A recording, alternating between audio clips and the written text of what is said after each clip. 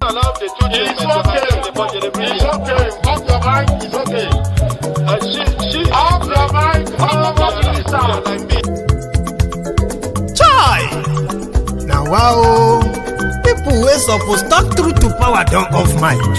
And if we talk, now 500,000 they go summer us, call them hate speech. But fear not, my ego don't come. Ingo torchlight every corner, nooks and cranny of all these bad people where they spoil our country.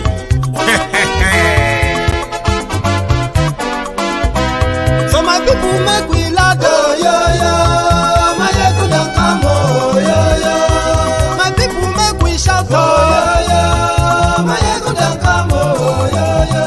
My ego don't come, man of the masses, oh yo yo. My ego don't come, oh yo yo. My ego politico, oh yo yo. My ego don't come, oh yo yo. This one not the off in mind, oh yo yo. My ego don't come, oh yo yo. Can in the touchlight every corner, oh yo yo. My ego don't come, oh yo yo. Okay, some people be they holla say they want the power. Chai, them be promise us say we go get light and power. Them hustle sote they can't get the power. But now they know they do anything with the power. Every day, dollar just they get the higher power over naira. See them talk say make we off mind, but thank God say my ego don't come. So my people make you laugh, oh yo yo. My ego don't come, oh yo yo. My people make we shout, oh yo yo. My ego don't come, oh yo yo. My ego don't come, man of the masses, oh yo yo. My ego don't come, oh yo yo. My ego die the politico, oh yo yo. My ego don't come, oh yo yo. This one not they off in mind, oh yo yo. My ego don't come, oh yo yo. Person where they do evil, no one make person talk.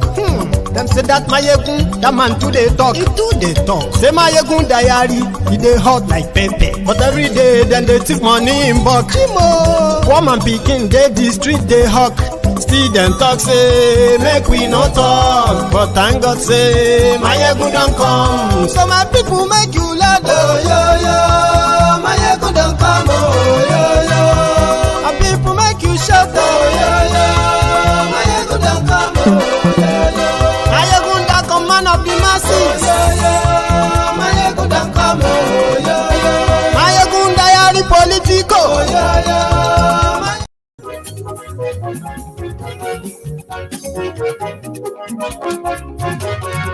Hello there.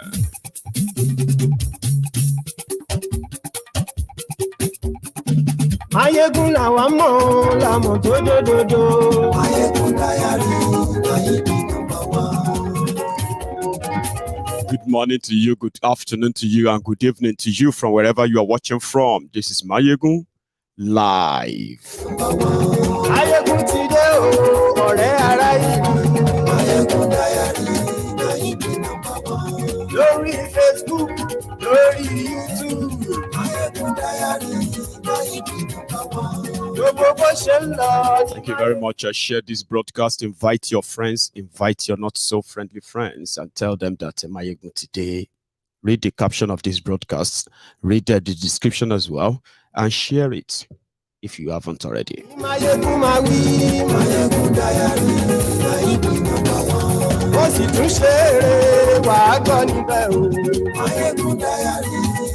The bandits or the terrorists are back with full force. Godfatherism,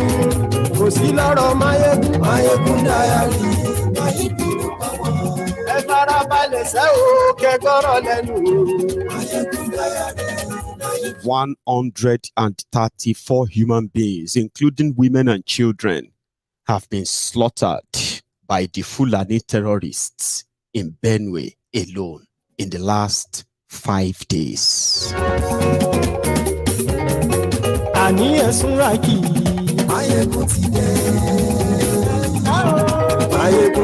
In Kaduna, just a few days ago, 10 school children were kidnapped by the Fulani terrorists.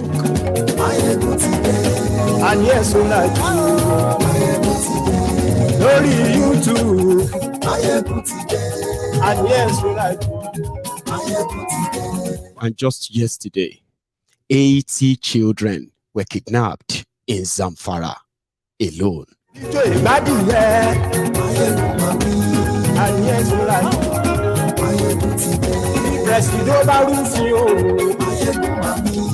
and yes, we like. Today, 38 people, including children and women, were slaughtered at the IDP camp in a school where those who survived the Fulani terrorism in Benue State in the past have become refugees in their own states. Now, in the school where they are all living as refugees, the terrorists attacked today and they killed 38. And yes, we like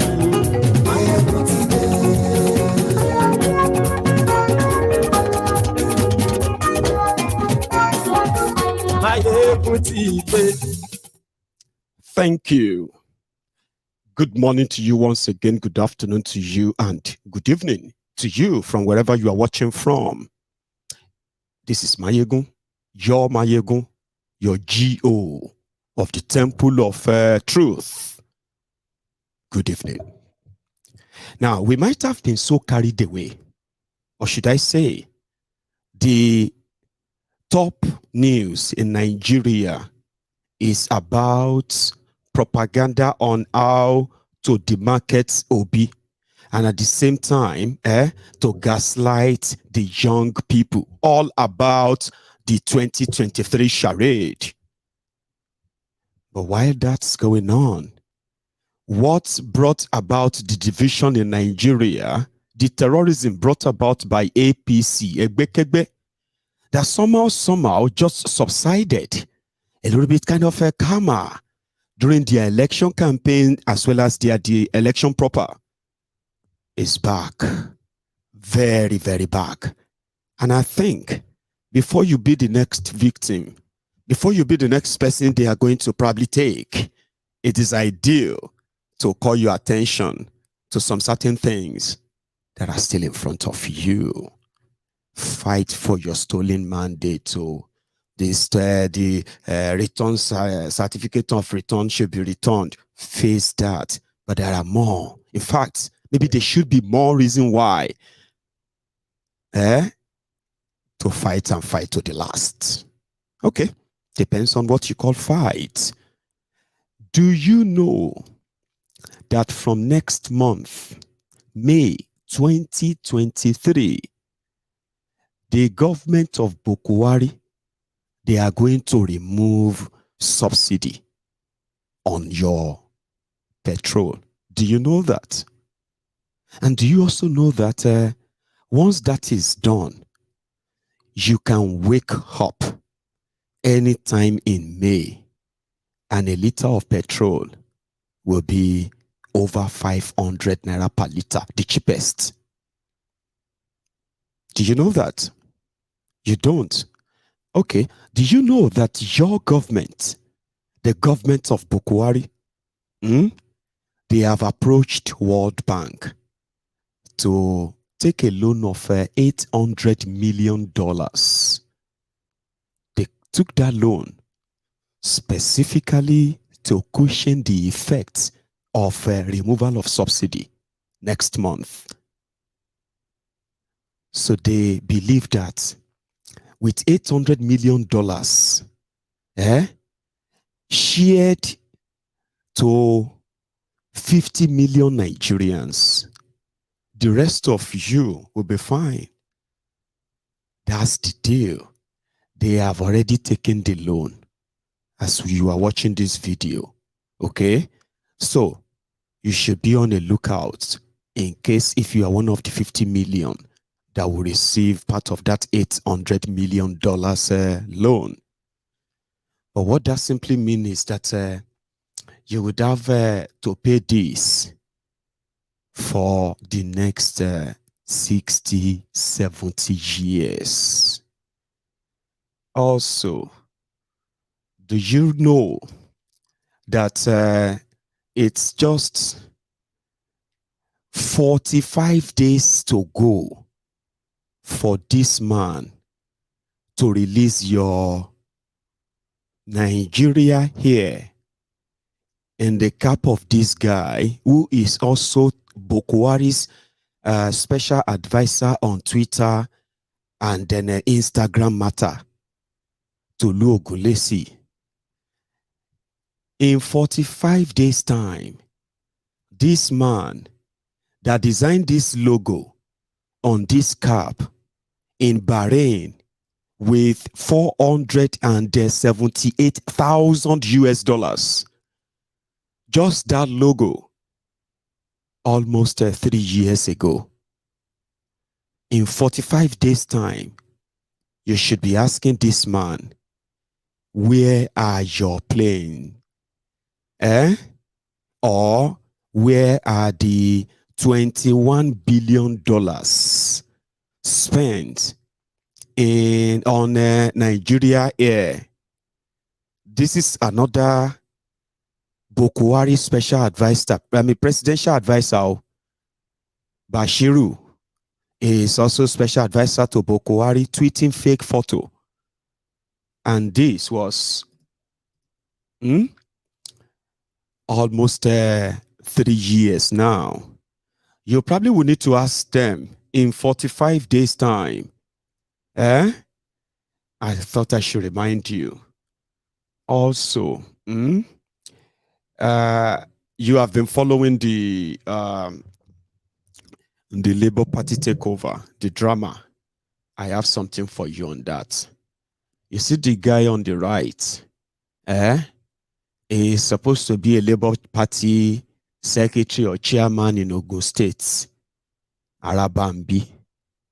So in these 2023 elections, right, when Dapo gave them enough money, they publicly endorsed him for second term, even when Peter Obi is their presidential candidate. Now, these same guys are those who have instituted a case, right, that is about to remove the leadership of a Labour Party and then truncate Obi's case as it is currently ongoing. I will take you to that part today. Actor Yemi Sholade. Abi, you know him? The man went on Instagram yesterday or thereabouts, and he said, to survive in Nigeria, you must belong to a cult. With squeezed face, and he said, depression is real. He's an actor, and we wish him well too. All of this that I'm sharing with you, they are just side news. Now you're supposed to speak the one that somehow, will catch your interests. But you know, in Benue, no matter what you are going through right now, just have it, have it at the front of your mind. Don't put it at the back of your mind this time. That children and women are being slaughtered again across the middle belt part of Nigeria, straight down to the heart of the caliphate. Fulani and Hausa, they started their own fights. In Sokoto today, one community there, a Fulani man fighting an Hausa man, stabbed an Hausa man, he is bleeding, he's not dead. They decided to stab him back as well. They said he has odeshi. Odeshi bawo. He must carry wound, he must carry wound. That's how they cut off his head though. When they cut off this Fulani man's head, the community should face me, I face you now. Before you know it, the body don't full both sides. In Sokoto, in all of this. So no wonder when they gave Obasanjo a mic just recently, and he was talking about how divided Nigeria is. A good work of Buhari and his gang. The same good work that is going to continue. Normally when you have a new leader, president-elect in the waiting, it will be trying to make the entire country feel like, oh, whatever you are going through right now is just temporary. Once I get in, I will take care of that. I will unite you. I will give you succor. I will protect you. All this, don't worry. For now, just endure. Something that gives you, like you look forward to something. But because now from one dead body to another, dead body gets the accident. Yepa, double wahala for dead body and the owners of dead body. Double wahala for dead body. The dead bodies, Bokwari and Kolu, they are both now, they are supposed to be presidents of Nigeria. All this death that you are seeing right now, you would expect people to kind of have their leaders at the front of it, trying to get things done right. Sure. Nobody sees Bokwari, nobody will see him. Kolu, the one that is going to be the Pro Max, nobody is going to hear from him, nobody is going to see from him. Rather, his own attack dogs, they are now walking over time, like the devil that will never sleep. They are walking over time in ensuring that Nigeria finally collapse. Amen. Amen, somebody?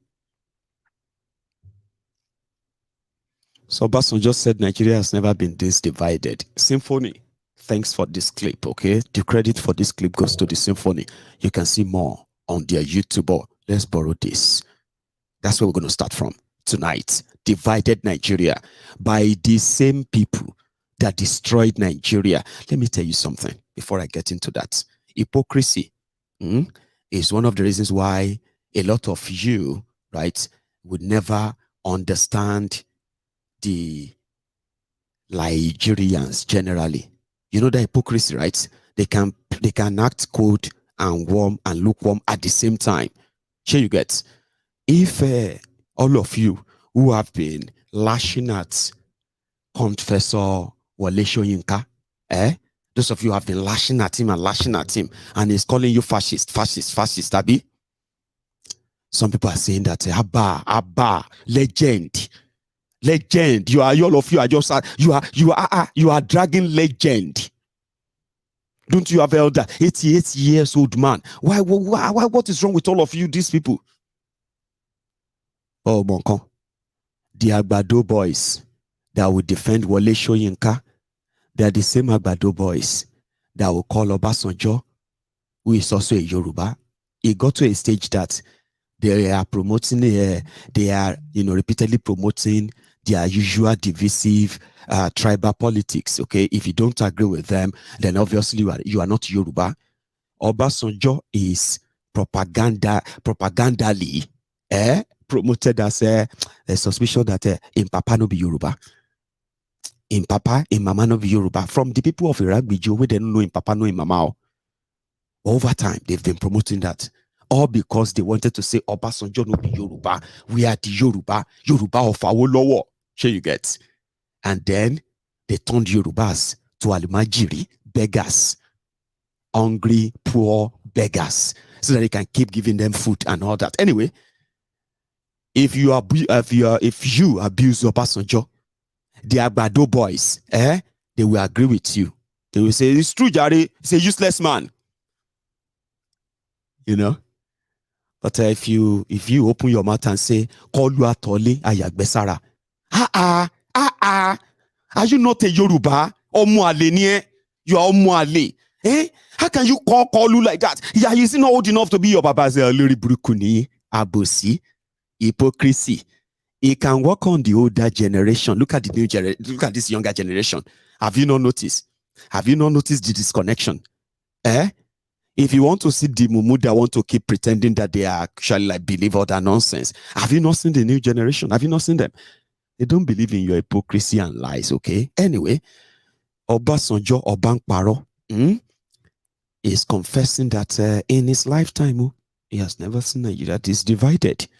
Let's start from there. PhD at the age of 70, for some of us who don't have the PhD yet. 80, sorry.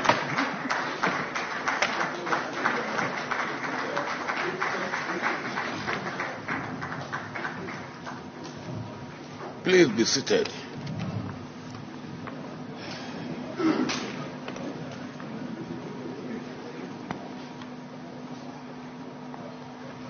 Patrick, thank you very much for review my book in 2014 and for, of course, inviting me here today and for trying to reduce my age. Because I got my PhD at the age of 80. I don't know. And you reduce it to the age of 70. When I came here this morning, and I couldn't jump out of the car the way I used to jump out of the car, I said to Ambassador Igali, I said, it appears I'm growing old.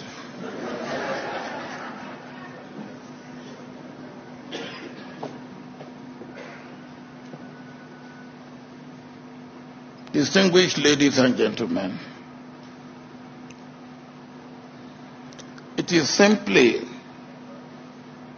a significant duty for me to be here in order to be able to fulfill my commitment to a sacred intergenerational responsibility. Between me and Tunji, sit down, because I don't want trouble with your weight. There is an entire generational span which significance can be properly understood in terms of the value that mentorship can add to the understanding of how the public service can serve as the backbone of the emergence of a developmental state in Nigeria. Tunji has been courageously forging ahead as an expert insider bureaucrat through the trenches of sustained administrative reforms of the Nigerian state since 1988, and most especially between 1999 and 2007, is the admixture of precise diagnosis of Nigeria's administrative predicament and the meticulous analysis of what needs to be done. I am particularly attentive to the productivity paradigm that underlies the imperative of performance management. The workforce need to become efficient. And lastly, no one can miss the abundant and patriotic optimism that flows from the entire Menwa. Faith in the omnipotent power of God and hope that Nigeria can indeed be transformed. Let me digress a little bit here.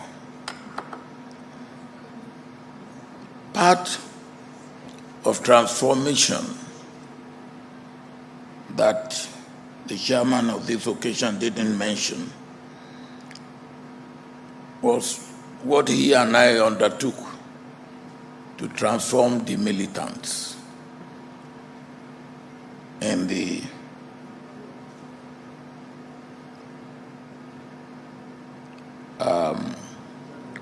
Niger Delta. And it caused me some anxiety, because I will send him to the boys, I call them naughty boys, in the creeks, and I will expect him to be back at 3 or 4 o'clock. He will not be back, and I will not hear from him. Then he will probably be back at 8 p.m. or even sometime the following day. And I will say what happened. That he was arrested and he was told to go to Obasanjo and bring money. And he will say Obasanjo has no money. And then they will say you will be here until Obasanjo can send us money. And Obasanjo will not send money. And after they have abused him, at times even beat him up, then they will go back, they will say go back to Obasanjo and tell him that he should send us money. Of course, we started the process of reforming them, and to some extent, we even achieved some success. Let me come back to Njolakwa. Let me suggest 3 ideas that I think can enrich the direction of the conversation here today. 1, given what we saw during the elections, Nigeria is now even more divided and more corroded than we thought. This places a deep onus on any administration following the current one to urgently facilitate the process of national moral rearmament and national reconciliation, that the potential to enhance healing for aggrieved and bereaved persons across Nigeria and to assuage the youth. This must be done in sync with the imperative of national value reorientation that Nigeria requires to build a collective sense of enduring and noble values and national belonging. 2, governance in Nigeria now calls for thinking outside the box in terms of development financing. This has become inevitable in the face of Nigeria's dwindling fortune in oil revenue, Nigeria's huge foreign indebtedness, and the urgency of diversifying Nigeria's monocultural economy. We cannot be spending like drunken sailors on frivolities and corruption and expect development and growth. Such situation. Yada, yada, yada, yada, yada, yada. So that's him trying to advise whoever is going to come after Buhari to do something to assuage and appease the youth, build a national reorientation, cohesion, and rehabilitation. Here you get all those fancy words, okay? Trying to make it look like, because if a revolution starts in Nigeria, a real one, no be we no go agree kind of real revolution. The first losers will be the likes of Obasanjo and everything they've taken from Nigeria. Their friends, their family, their business associates, local and international, they are the first losers. Because around that time, it's going to be a free fall. Here you get a free for all. So their likes, in a way, they will be walking behind the scene as well, okay, to find an alternative way to avoid any wahala. And that's why now they're like saying, okay, you should do this for the youth. Come on. It seems that not all of them actually understands where this is going to end, in my own opinion. Because supposedly the president-elect called Tinubu that should possibly be doing something, even APC, still in power, to be doing something that will seem different to what people actually saw and rejected them for, and they kill people for. But it's like they are doubling down. They don't give a damn. People are being slaughtered on a daily basis. People are being kidnapped on a daily basis. This is now more or less like a total jungle. That's what Nigeria is. So, then above it all, right? They now rigged another sick man that would disappear on the rest of you in the face of all this madness.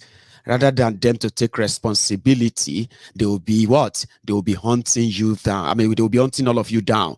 Those of you who are the citizens, whoever speaks up. But let me give you a promise. If all of their plan finally works, and they push Kolu to become your president next month, okay, the first set of people that will receive Kolu's media and government attack, they will be Buhari's government. You can take that to the bank. Because it will just be like a switch of a hand clock. When they will begin to say, Buhari failed in fighting terrorism. Now, do you want Tinubu to come and fight it overnight, Abi? Have you seen the escalation now? It is escalating. But guess what? Even the person still in charge is nowhere to be found. And he just told, we said, I gave them the order to track down all the killers. They killed people in their villages. Those who survived, they ended up in refugee camps. They are not provided security. As much as they have been abandoned, the government of Nigeria, of Buhari, they continue to budget money. Or should I say, they continue to come to the public and say, we are spending so amount of money on refugees, on this. But these people are living in schools. They are living in abandoned buildings, abandoned houses. That's where they are staying, with women and children, while others are just cashing out in their names. Now, terrorists have to walk down there easily, and they said it was complete bloodbath. What kind of heartlessness, what kind of cold-heartedness will make you have to do that to people so vulnerable, running away from you in a space that they considered safe? And just like that, 38 of them dead. 154 of them sustained different injuries, including machete injuries, which means these people are just there exposed on their own. Do you remember when I said that a lot of you, one of the damages that Nigeria sort of have done, or APC have done to the psyche of an average Nigerian, okay, is the destruction of the empathy feeling, the humanity in a lot of people. When people hear about, like in 2014, 2015, yeah, every time we hear stories like, oh, bomb blast killed 23, it will just be like the whole country is like mourning. Do you get that? Everybody will be talking about, man, is Nigeria turning to Afghanistan? So by 2014, the terrorists, with the help of the Nigerian military, the northern politicians, including the current vice president-elect, Kashim Shettima, they pulled the biggest kidnapping scheme that even the whole world have to respond. They pulled that off, and they pulled down the government of that time. Do you remember that anyway? And people were so alarmed. How is that even possible? How could they even move 280? I mean, they will need, some people were doing maths. They are doing mathematics. You are going to need 200 18-seater buses. You are going to need 100. Calm down. This is a coordinated, sponsored kidnapping. They will use the lives of their children to play politics, political power. So they move these children, house them in different politicians' houses in Borno. Then after that, they move them again. While they were moving them here and there, a lot of them died. But when they got power, They just left the rest of the girls. They just left them with the terrorists to marry them off because they've gotten what they wanted. But people were so alarmed. People were crying. 280 children. How is that even possible? How did they move undetected? Then they released the video of the children that killed it. This is impossible.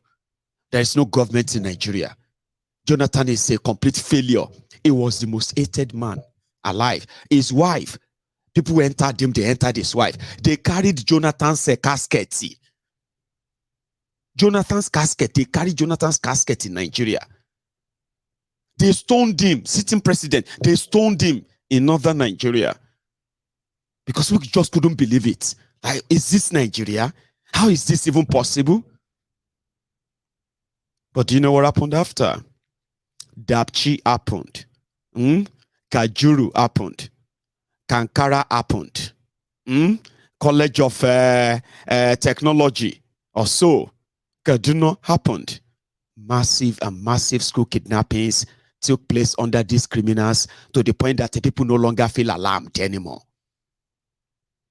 See, now I said they kidnapped 80 people. Some people are just like, not even like, wow, like, oh my God, 80 children between the ages of 12 and 17. Oh my God, what's going to be happening to them right now? Who is even looking for them? What's going on?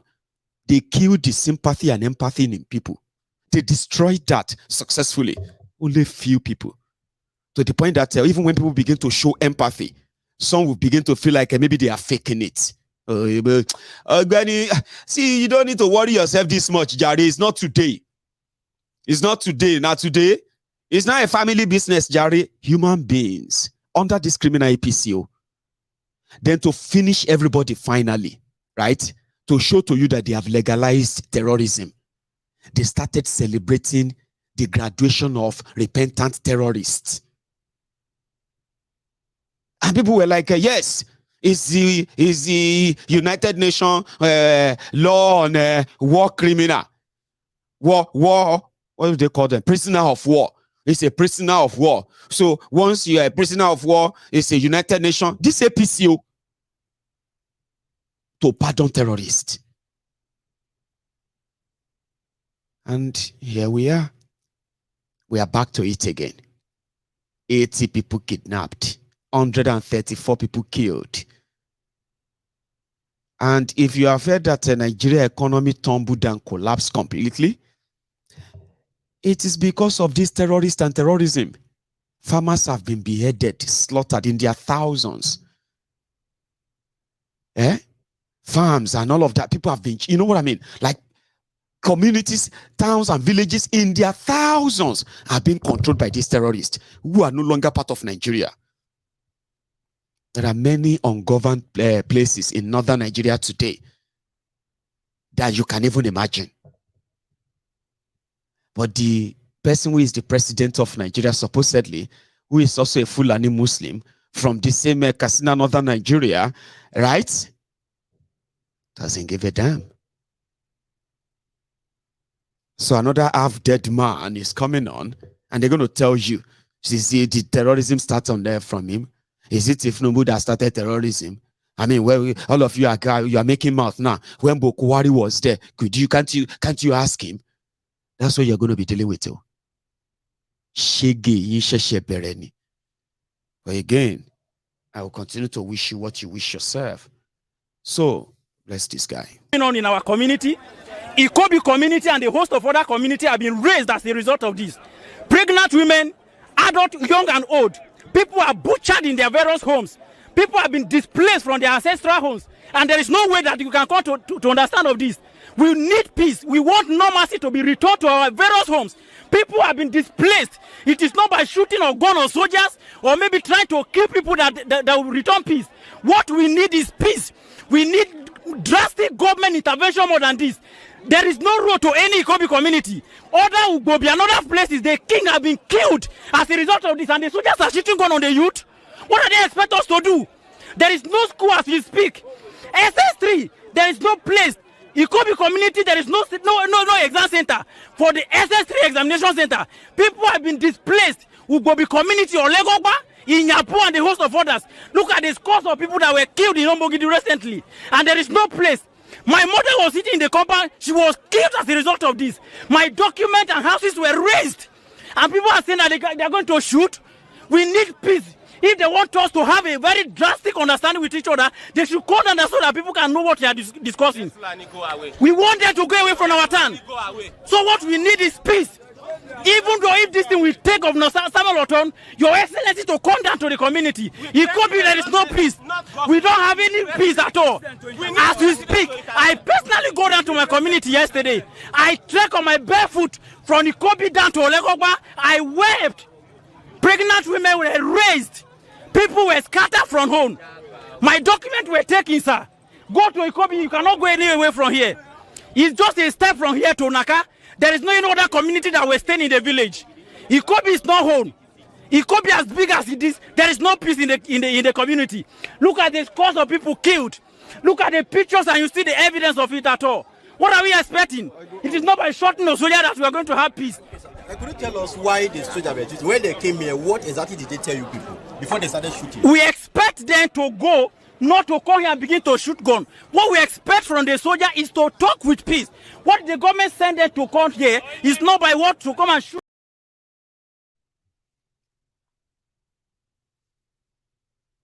That is what life is for millions of people scattered in thousands of communities all over the middle belt part of Nigeria and some part of, and then northern part of Nigeria too. That is what life is for those who are able to actually tell you their stories. Somebody said that, but they voted for APC in Benue. I don't want to judge them by that. That doesn't mean that they deserve to be killed. Doesn't mean that they deserve to be slaughtered like that. Okay? Just same thing everywhere. You get what I mean? Nobody deserves to be violently killed this way in their own country. And no single arrest, no single fight back. So the pattern is that, once they attack them and the young people gather together and decide to go after the Fulani terrorists, the soldiers will come and they'll start shooting at the young people in that community or start arresting them. That's their own way of calming the situation. So they can go back and start counting their losses. You know what I mean now? It's so unfortunate. And let me tell you something. Since ABC, Egbe came in, there are people of that middle belt. They have been those who have been like, they are like the shield for the people of down south proper. Is when they finally broke through them from Taraba to Kogi to Benue to Niger and to all these places, including Kwara. When they finally managed to break through that belt, look at us in the down south. Look at us in the east and every other places there, yeah, where we're now having these skirmishes of these Fulani terrorists. The same, what they haven't done in southern Nigeria is to kidnap people en masse. They have kidnapped a whole bus, traveler bus, okay? They have kidnapped a whole family. They have done that repeatedly. They have kidnapped a bunch of people. People who are being their victims down south, the victims of the Fulani terrorists, okay, in the southern part of Nigeria, they said that when they were from the places and the camps that they have built in those forests, okay, when they were taken to those camps, they saw other people there. We're talking about other people that were tied down like ram or goats, right, waiting to be slaughtered. They are waiting for their family members to pay their ransom, okay? Some will be like, oh, some people left us there. Some people die. They dug ground there and they buried them there. You know, all these experiences are so relative to what we have actually been hearing and reported and recorded, documented from all the Fulani terrorism up north, including middle belt of Nigeria. So we are now experiencing them in the deeper southwest as well as deeper southeast, including Niger Delta. Maybe saying a Kriko. Here you get. They are doing same there right now, but they are like skirmishes. What they haven't done is to walk into a school and just spark school children, or walk into a working place or an office and just spark everybody, or stop people on the motorway, okay, and march them into the forest. That's the only thing they haven't really done here in the western part of Nigeria. But up north, the middle belt have been those who have been holding back.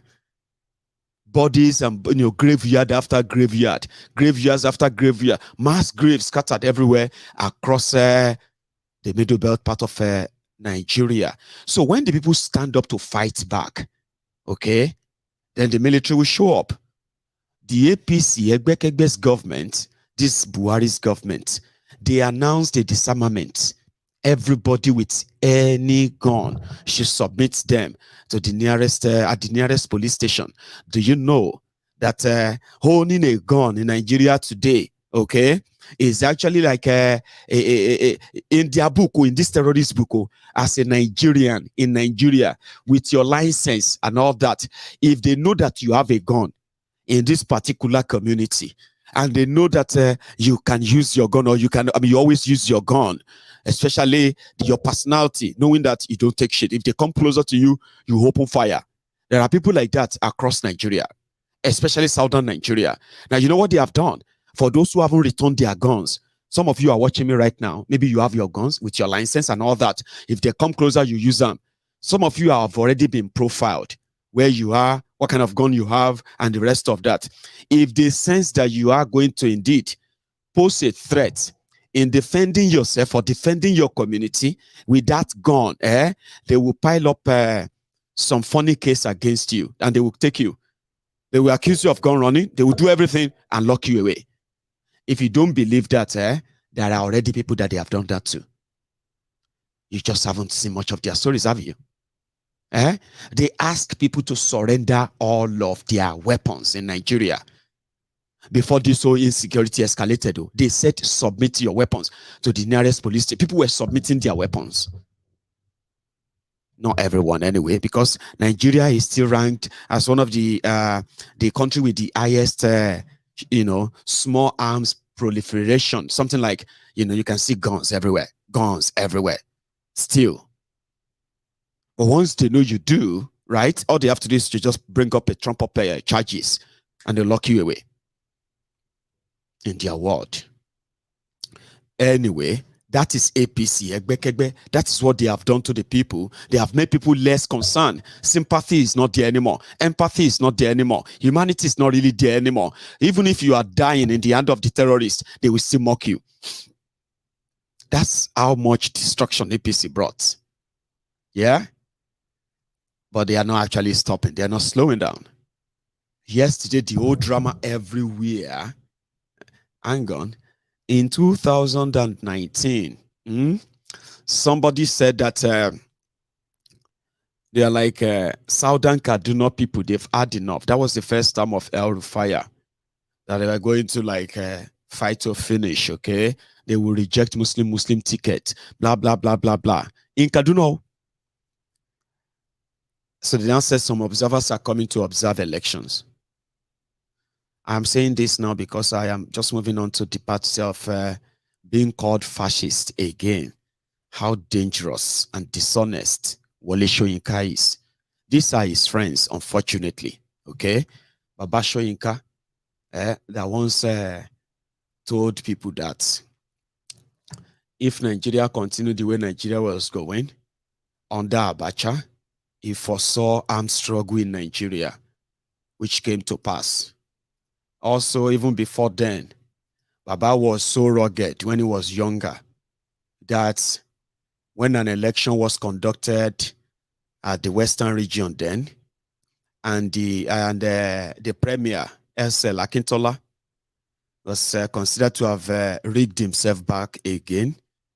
And guess what? This lone man, Wole Soyinka, walked straight into NBC, right, studio, and he just handed them a tape like a revolutionary tape broadcast that he recorded, okay, and he gave it to them. Instead of broadcasting the speech of the premier, it's like instead of broadcasting the speech of the prime minister or the president of Yoruba land, Yoruba Nation, right, of the Western region, somebody who just rigged himself back in. This is part of what actually led to the words here and the rest of those who, you know what I mean? So, said that not led to it, aftermath, I would say. It was 1965, I believe. So he was so pissed as a young man. He was so angry, so mad, right? That he pulled a gun on the head of a, operator in what was supposed to be like a regional radio house. He pulled a gun and he said, remove that tape and play this one. So the entire region, they were waiting for the broadcast of the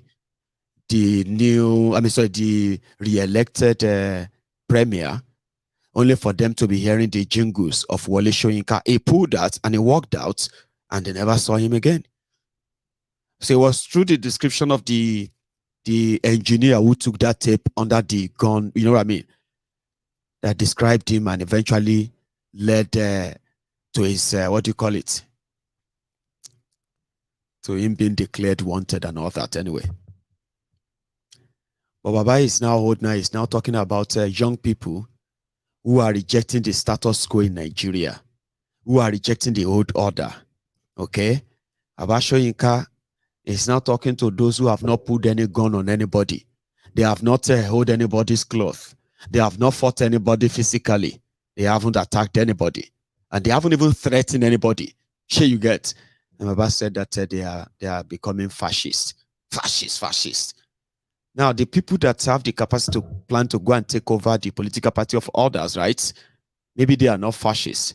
But you see this El Rufai in 2019, because of the people of Kaduna fighting back, and he wanted this re-election, damn the Muslim Christian ticket and they once and for all, yeah? He said, if any observer come to Kaduna to come and poke nose anyhow, they will leave Nigeria in body bags. These are the people that will sit on the same table with Wole Soyinka talking about nation building, progressive this and that. And some people actually want you to keep clapping. I think that's what they are missing with this generation. Okay? That disconnection is what they are missing. Interference, where countries intervene militarily. We've done that in Sierra Leone, in Liberia, but we only did so because we had the international community actually appealing to Nigeria to go in and restore order in that place. And it cost us a lot of money and lives, and we never got anything for it. We did it out of good neighborliness. Okay, those that are calling for anyone to come and intervene in Nigeria, we are waiting for the person that will come and intervene. They will go back in body bags. Okay. Because nobody will come to Nigeria and tell us how to run our country. We've got that independence, and we are trying to run our country as decently as possible. And we know the history of those countries that are trying to teach us these things. We have read their history. We also know at all stages of development, they went through these challenges. So please, let's work together. Let's advise one another, but don't lecture us. All right. We have callers already on the line. The harmful interference. They will go back in body bags because nobody teach them or tell them how to run their democracy or how to do their thing and all of that stuff. That's the El Rufai. So, replying Confessor Wole Soyinka, this person. You know, there's something about the universe that's absolutely exciting and interesting. The first time we really had a debate on this, it was with you on air. I remember I used the word that the obedience are not unruly. They may be fierce, but not rude. And interestingly, we're back on it. Beautifully, let me say, that if in this contestation, the entire political process, if there is any movement that has been very civil, it's the obedient movement. And I'll tell you why. We have not deployed ethnicity or religion in our debate and contestation. Those who tend to, or who are struggling effusively to brand us as unruly, are the ones who have threatened a particular ethnicity. They are the ones who do ethnic profiling. They are the ones who have divided and polarized our country. We are absolutely civil. And I'll tell you, when I saw that interview by my boy and mentor, and I say this with all sorts of respect, I tell people that I may disagree with you on certain score, but it doesn't change what I feel about you. I listened to that interview by the great Nobel laureate, Professor Wole Soyinka, and I wept for 3 reasons, and I'm going to put it out before Nigerians. My boy and mentor left issues about ethnic profiling, the killing of people and voter suppression in Lagos, and dwelt chiefly on Dati's comment about those who are interested in swearing a man whose mandate perhaps and the declaration of his election, his victory, does not tally with the provisions of our law as a problem. I felt very deeply offended. Then the second one, instead of talking about how those who were declared winners have not stopped the ethnic profiling, he called Dati and his statements fascist. I felt very strange about it. Then I asked, is the man dead? Because he wrote a book a long time ago, The Man Died in Him, Who Keeps Quiet in Times of Moral Crisis. I asked that question, and I'm asking that question again with all sense of humility. Let me tell you, in 2014, 2015, I was a DG, Change Ambassadors of Nigeria, one of the campaign arms of President Muhammadu Buhari. In 2014, 2015, the APC, which is presently in power, said worse things than Dati has said. Indeed, my very senior colleague and the substantive Vice President of the Federal Republic of Nigeria today said that the APC was going to form a parallel government if the PDP were to be declared winners. Some others went as far as saying that it clearly not like that democracy will die should the PDP be declared winners. And I wonder why we have all forgotten all that. And clearly we have the worst electoral larceny in our country's history. Clearly we have the worst electoral fraud in our country's history. Do you know what happened on the 25th of February and what happened on the 18th of March? Beatified Iwu's 2007 elections. That was an election that Yar'Adua openly admitted that was largely flawed. But that election comes to excellence when you juxtapose it with what happened on the February 25th and March the 18th. So why won't you beat a child and you refuse us the right to cry? You have asked us to go to court and we have gone to court and you're uneasy. What do they want? That's a big question, isn't it? What exactly do they want? Why are they gaslighting us? Why do they want to take over our party? Why do they want us to withdraw our cases? And so many questions. Why are they calling us fascists? We haven't attacked anyone. We haven't threatened anybody. We haven't profiled anyone. Where is this coming from? Anyway, we know where. So when the story of new chairman for the Labour Party popped up, I mean, it's not hard. You could do some quick digging. Connect them from here to here.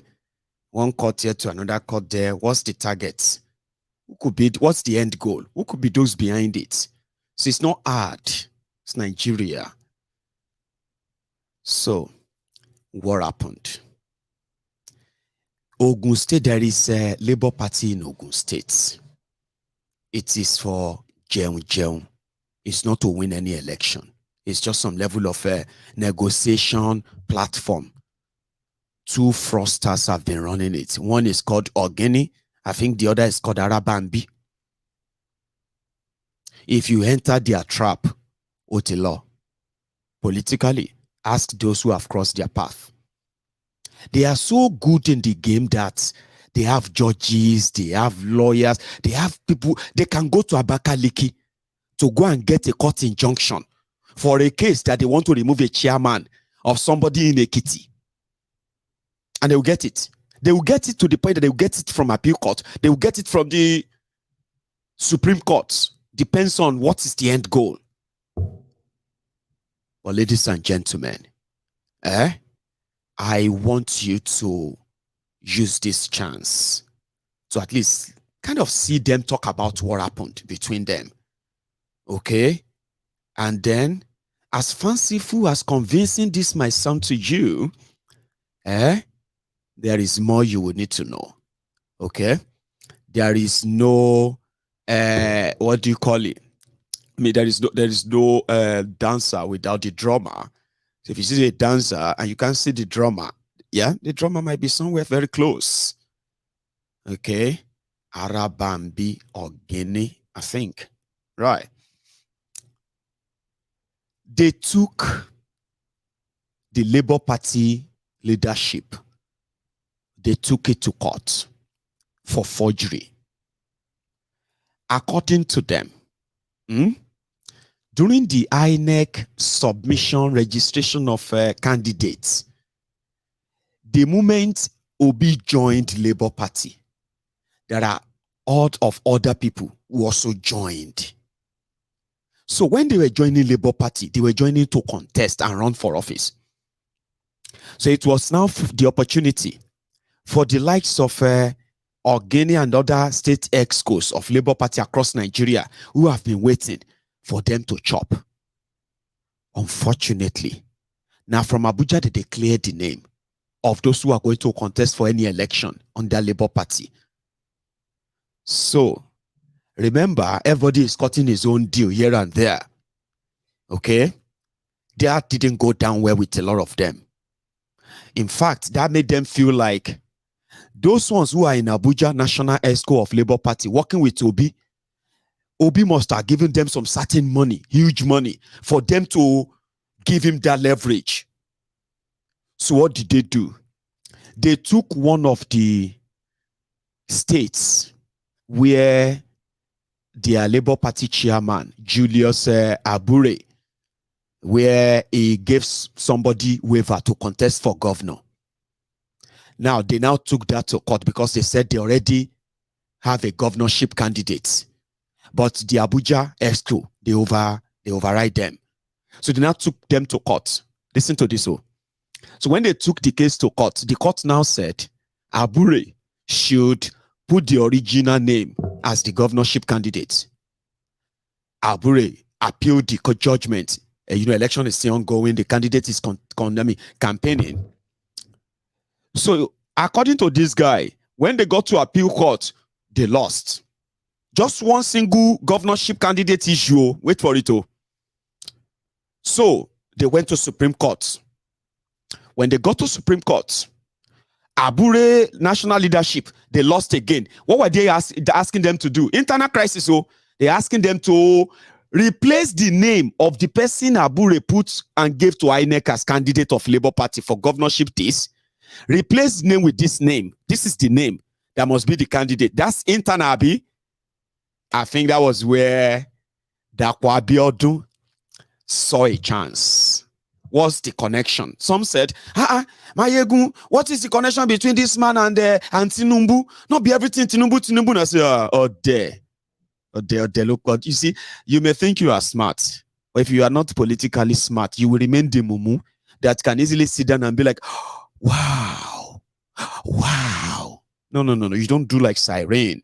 If you are politically smart, I'm giving you the connection now. Relax. Just relax.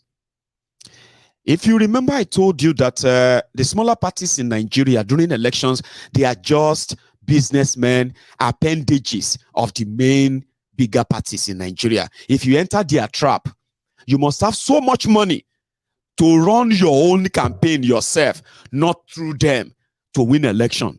If you get what I mean, you have to buy them from world level to state level if you want to win any election, or else you must have so much money to bypass them. Give them some money, bypass them, and run your things on your own, or else you are done for. Last minute, they will just take everything to the person they have been keeping it for, the incumbent or the highest payer in another party. Why they were in court challenging their national leadership of imposing a candidate on them, they were in bed with the Ogun State APC governor. Okay? In fact, because he paid well, remember, our Labour Party has governorship candidate in Ogun State. That guy on the right is the Ogini I mean, so it's the Arabambi, okay? They have governorship candidate too, but die minutes when this guy finally paid the balance. They had to publicly come out and say, we are now endorsing him. They know the many. Labour Party, if you go to Ogun State right now, yeah, you only see maybe about 4 executives out of 17 legally supposed party escorts, okay? About 17. But if you go to Ogun State now, they can bring anybody together if they want to buy, if they want to collect money from you. They will bring escort, but this is the guy running it. It's just a transit, sort of a fraudulent scheme, yeah? So they had to come out and endorse the current government.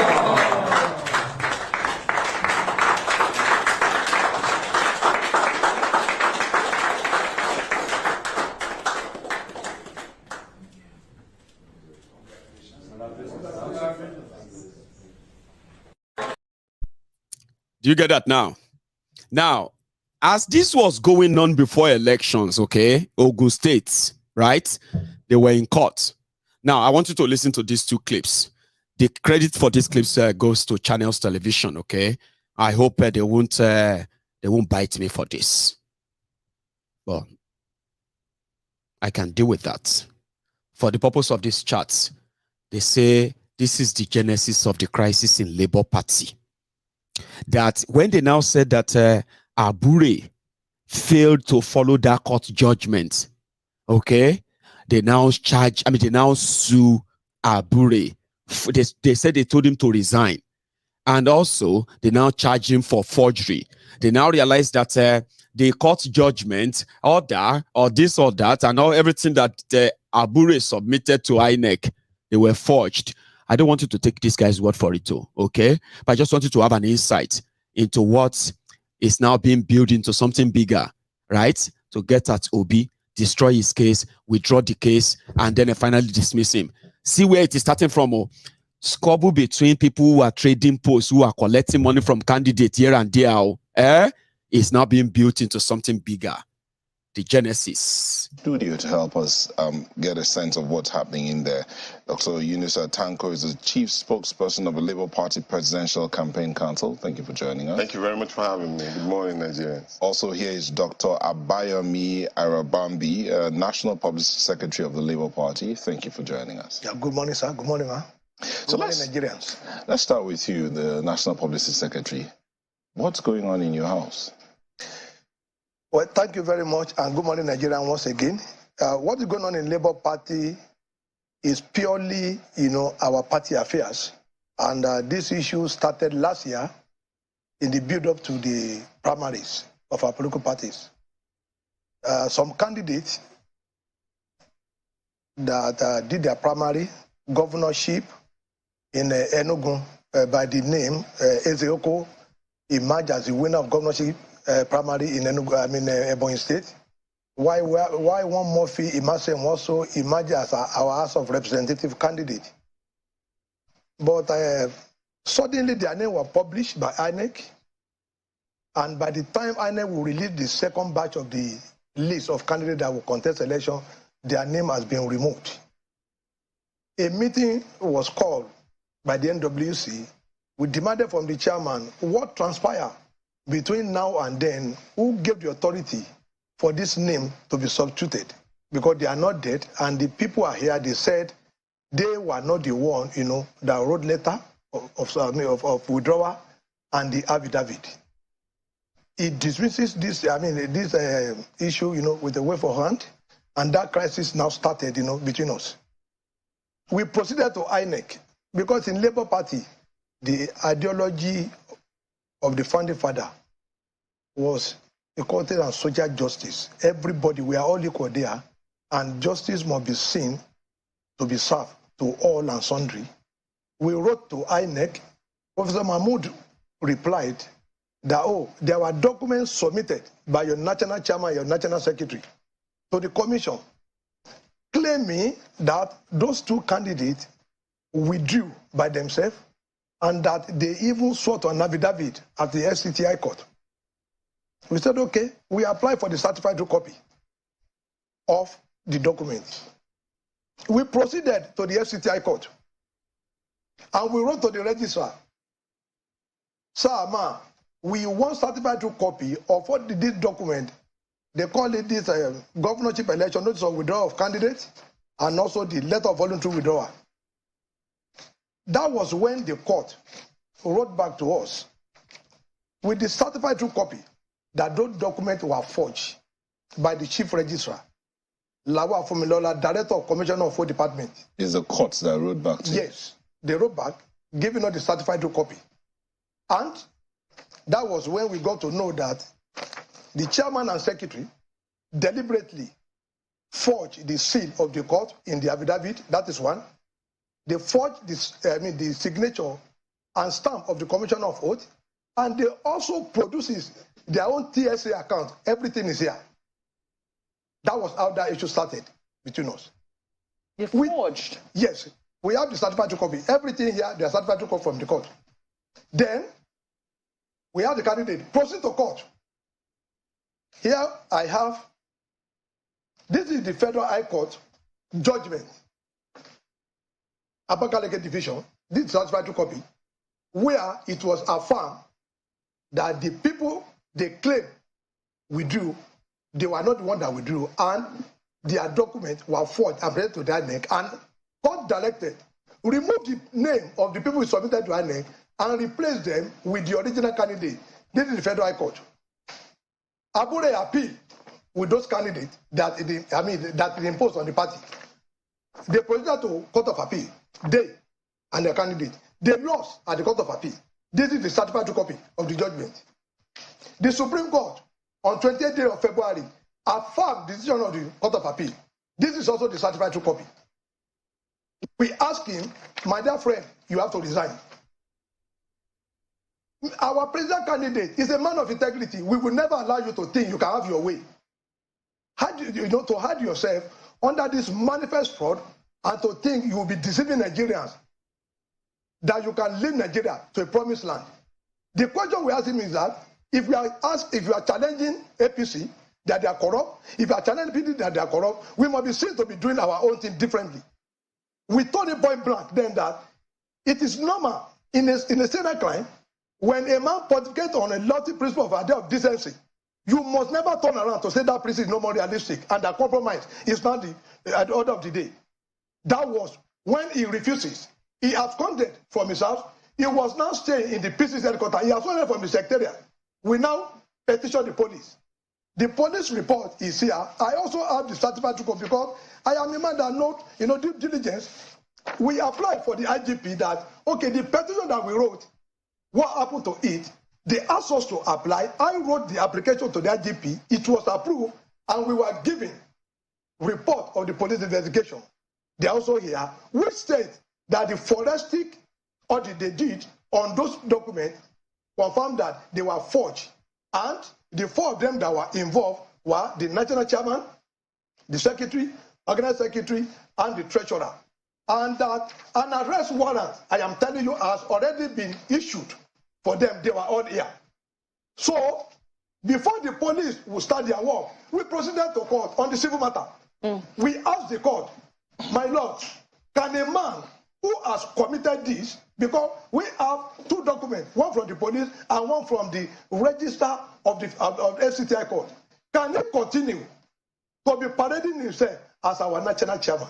That was why, through the expert motion, that the court said, no, we are going to restrain you. Our lawyer even asked for abridgment of 8 days. Come back, because we wanted him to come to court with any lawyer he has. Let them come and prove this case before Nigeria. Because when you come to equity, you must be seen to come with a clean hand. Okay, so that was why we approached the court and the court will restrain him. And because nature above vacuum, everybody knows that it's not constitution. And the constitution of a political party can never be greater than the constitution of Nigeria. Mr. Arabambi, just a moment. Let's come to Mr. Tanko, because I know that you've also spoken a bit on this matter. Yeah. And I think that you have spoken in defense of the national chairman, saying that he cannot be removed. But from what he said, forgery is a pretty strong allegation. Thank you. Do you want to shed a little more light on, I thank you very much that you mentioned that it's allegation, and that's clear. For anybody who is expecting me to come here this morning and be sharing argument with Arabambi, the publicity secretary, as all, must be mistaken. It won't happen. What will happen is this. I will just allude to the fact that whatever the internal challenges are within the Labour Party, which he or any other person may be part of, ab initio, whatever the challenges are, as he reeled out all of these particular documents, is either he was part of it because they are a National Executive Council, which he is a part of. And at the same time, he knows the constitution of the party, which is very, very clear. These are issues that can be dealt with within the party itself until when the allegation is proved beyond reasonable doubt in the court in which they have gone to. I read out to you section 17, article 17 of the party. Permit me, please. Article 17 of the party said very clearly that, he said, Article 1, he said the national chairman of the party may be suspended or removed from office on the vote of no confidence passed by at least 2/3 majority of the National Convention convened solely for the consideration only of such motion. Very, very clear.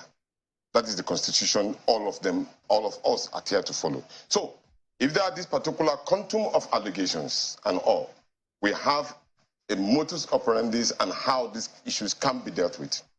But that was not followed. It seems to me that it's a targeted attempt, apart from the national chairman, but targeted at Peter Obi and Deti Baba Ahmed. Because these internal struggles could have been nipped on the bud right in the party, while we are at the midst of struggling for the soul of Nigeria, led by Peter Obi. We are now being meandered and manipulated within the party in order to challenge the leadership of the party, who is at the presence of this particular studio to help. That's the game. Did you see Arabambi? A lot of you are not even paying attention. You are all complaining about his ear, and all of that. Omo. Arabambi, National Publicity Secretary, who happens to be part of National Exco, that is right, yeah, must have been part of the decision that the National Executive that gave the waiver to all these people, he must have been part of it. He must have been, but in a way, some people, they pay better money elsewhere. And did you see where he dropped Peter Obi in it? Our leader is, who is your leader? Who is now this one? If Peter Obi is your leader, well, who is this?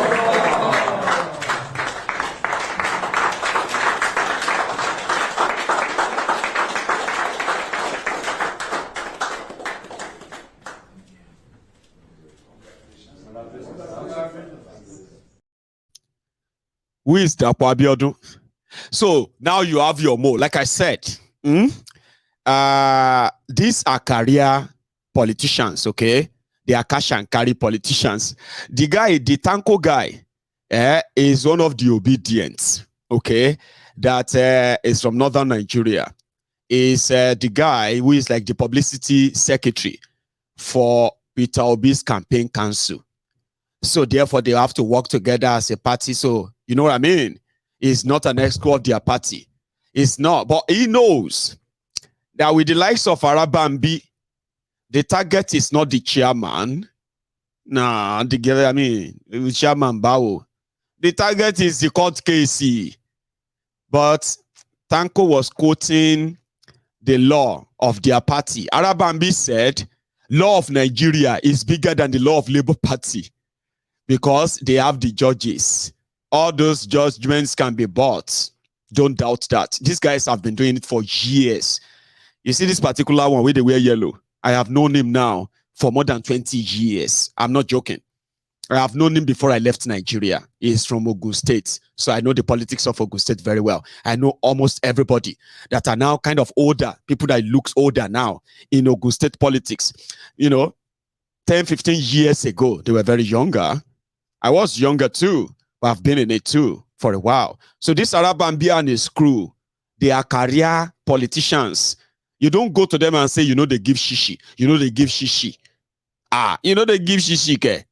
Look at this one. when they are paying us in bulk, when once we knocked, we know they knocked the door before they even open them. So this is obedience versus Labour Party here now. About the battle, is not carnal.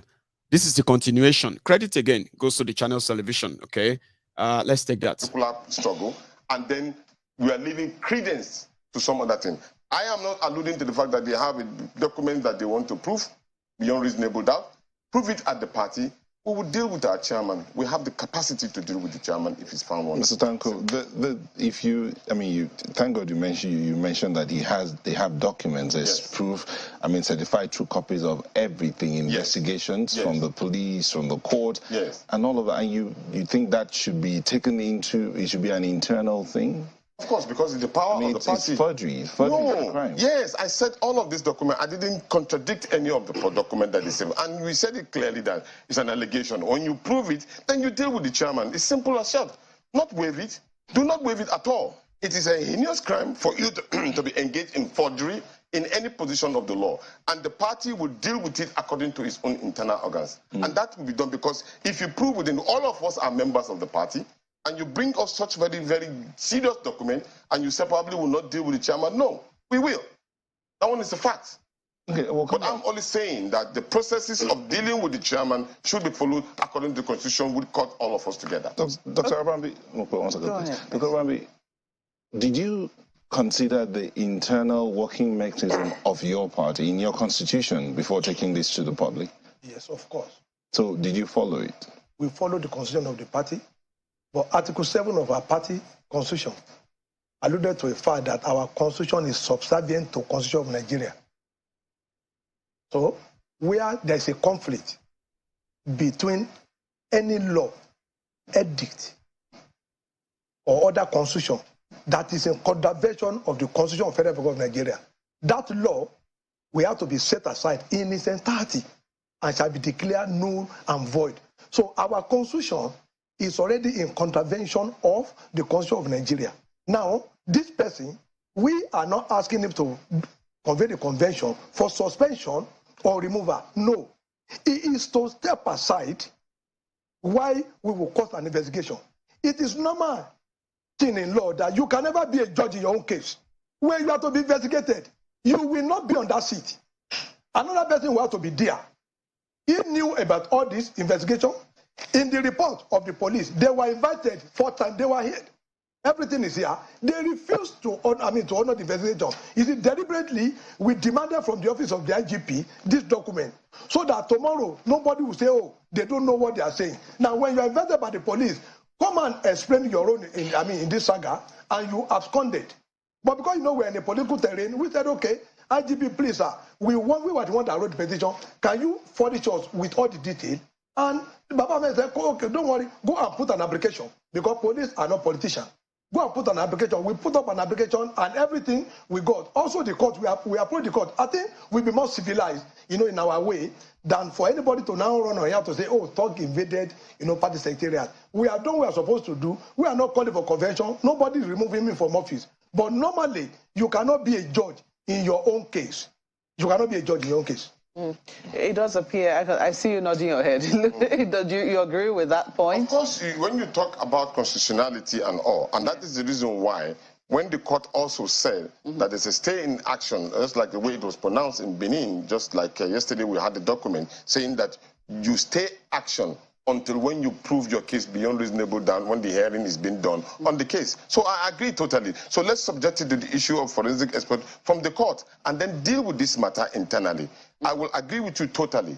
I will never, ever support anybody engaged in forgery against the Federal Republic of Nigeria or against any individual, not from my backing and training. But also, I will not agree to the fact that we will not follow the rudiments of the law as Democrats, which is already been ensured, because the key issue of democratic tenets is the rule of law and engagement. Well, when that is established, and that will make us much easier. But then, at the same time, I make it clear that for anybody within the party to be engaged in these particular challenges here and forth without following it, you should know that the target is beyond the chairman.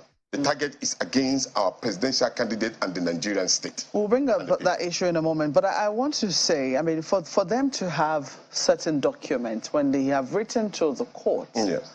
You know, and the court says, no, the document you have provided is a forgery.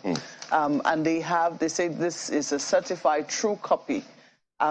Some people will say that perhaps it's now moving beyond the realm of allegation. When you now begin to have hard evidence from the court.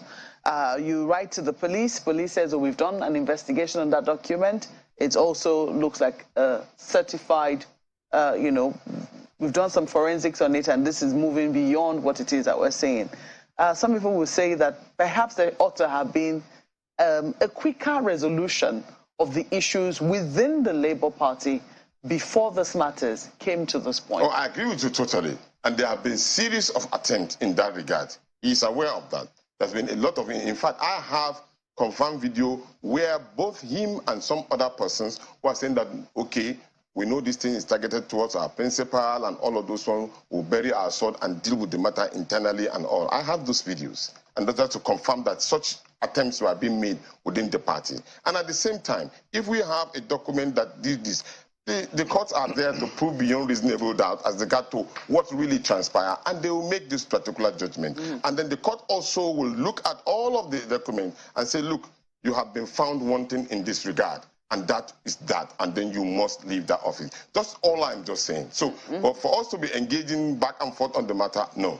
Mr. Arabambi, I'd like to also, you know, come to you in terms of where your party currently is at. It's in a rather precarious position, and some people will say that, well, yes, you might have a case against the national chairman, but this might not be the most auspicious time to be pursuing this particular matter in the manner that you are pursuing it, especially looking at what has just happened post the 2023 elections and the stand that your party is taking on the 2023 elections. Don't you think that the manner in which you're going about this could affect the credibility of your party as it seeks to, you know, make a case in court against what has happened in the 2023 elections? No, it's not going to affect the credibility. Rather, it's going to, you know, allude to the fact that we are even more a credible political party than the one we have.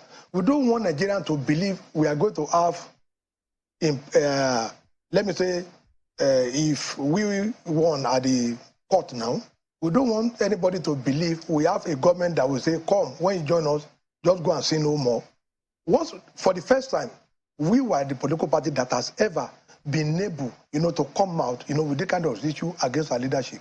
Before PO came, you know, into the party, we have, you know, our ways of working in line with our constitution. But when all this matter, you know, happened, everything started late last year. Like you said, a lot of moves have been made. But because the chairman, the former chairman felt is above board, he considered himself as the only NWC member. He assumed his surname is NWC. But we must not just sit back and allow this kind of thing, you know, to wash away. The reason is this: you have the candidate here is a family man. You denied him his right to run for governorship. The other man is a House of Representative member. You deny them the right. We cannot wish all those one away. They are individual. They have their right to run for an election, which they have done. But why must someone just decided that, oh, let me just put a blockade on these people's road for a reason best known to him? We have discussed with the chairman. We have met, you know, several times, but he will tell you that there's nothing anybody can do. We say, okay, whether we can do something or not, you will know. That's why we approach the court. I think we've been civil to approach FCTI court that in the light of all this, by Lord, even the document of the court that was forged was from the FCT. Can this man continue to parade himself? Now he want to set up an investigation panel that is even going to involve them. As you see us here, we are all brothers. We are not fighting with the PCC. And like I said, we are with, you know, PO. PO is a man of integrity. I keep saying it. But Abure, the former national chairman, cannot hang such baggages on his neck and think he can just throw into a sort of with PO. It's not going to happen. Indeed, we actually, when you were walking to the studio, we saw that you're indeed brothers. But anyway, I wanted you to listen to the source of what is now the trending news called Labour Party crisis. That is the guy there with APC governor from his own state, and of course the person he actually worked for. So the development after all of that was that Labour Party started gathering themselves, all of their excos and all that. AIT owns the credit for this clip. Short one, okay? Back to Abuja. The chairman of the state chapters of Labour Party across Nigeria were in Benin City in a show of solidarity with the national chairman of the party, Julius Abure. The chairman of Kwara State chapter, Kainde Rotimi, spoke on behalf of the group appreciating Nigerians for supporting the party in the February 25th and March 18 elections. He dismissed the purported suspension of Julius Abure as the national chairman, describing it as an aberration of the party's constitution. So we want to say it again that we have confidence in Barrister Julius Abure to continue as our national chairman. On behalf of my colleagues, we are here to meet the national chairman, and we are here to just tell him that we are solidly behind him. We appreciated all he has done in all the state in the struggle.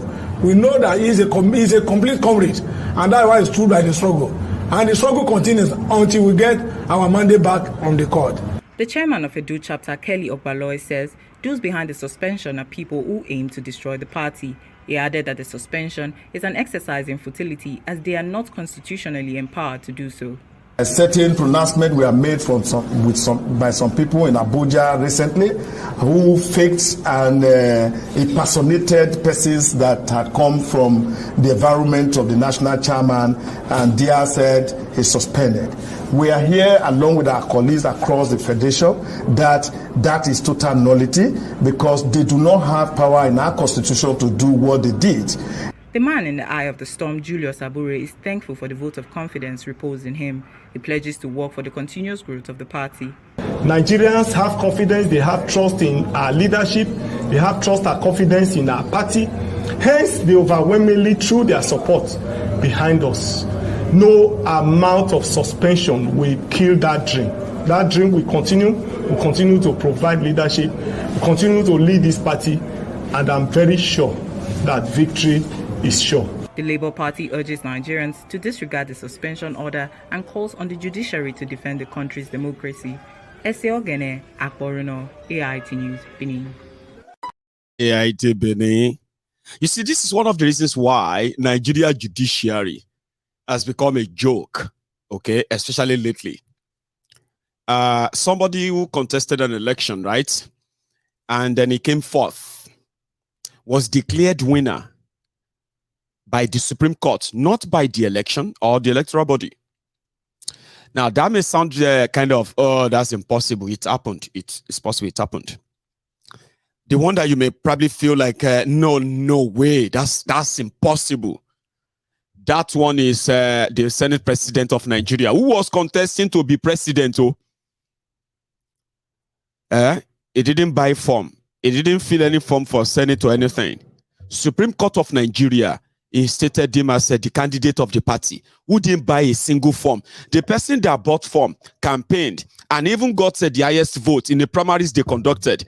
Supreme Court says he didn't win. So that person who didn't buy anything was put in. So the joke that the judiciary has become, so if anybody is trying to tell you that you need to respect our judiciary, will day your head, Abby? Now the judiciary is supposed to respect themselves, at least. Maybe now. No? I would now take you to, this was probably yesterday, okay? Starting from here.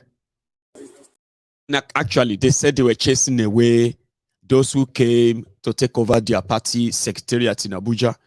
And I think what they did, that was when they started this. Solidarity forever, we shall always fight for our rights.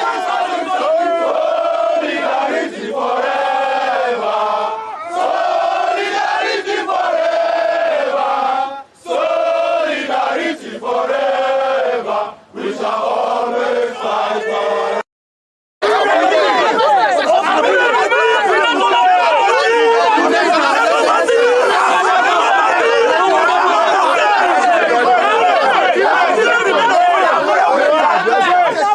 rights. Just about some hours ago, we were amazed at the report that we had that some hoodlums and thugs invaded the party secretariat, national secretariat of our party, at Utako, and destroyed so many property, carted away documents, chased our staff away, committed all sorts of activities that is not in tandem with the rule of law. Actually, we were told that they went to court and took a particular order, but they did not wait for the court to determine whatever the motion of notice is, and they took law to their own hand to come and destroy our secretariat. That is why we, as a very, very important organ of NEC, the Council of Chairmen in the whole country, which continue NEC alongside the National Working Committee of our party, have decided to come here to do an on-the-spot assessment. And on getting here, we discovered that this set of people, some of them are suspended members of the party, who are no more members of our party. Some of them are people that have sold the party out to other political parties, which the party is still investigating. But to our utmost surprise, we discover that they have violated our right as a political party. And they have gone all around to intimidate us with security agents and so many. And we are saying that we cannot be intimidated. We cannot be harassed. Yes. We cannot be cowed to believing that. So Labour Party has come to stay in Nigeria. Yes. And we want to advise all political parties to allow us, leave us alone. Yes. I want to tell security agencies to not become political party members. Because police are not political party members. So they should do what is right according to the rule of law. You cannot be a judge in your own case. They are judged in their own case. They want to carry law into their own hand. And that's why we are here with our entire members from all over the federation to receive this obnoxious and this evil move to derail us from pursuing the cause Nigeria has given to us. Yes. Nigeria really gave us. So you see that in like vibrating. Here is another one again, if you don't mind.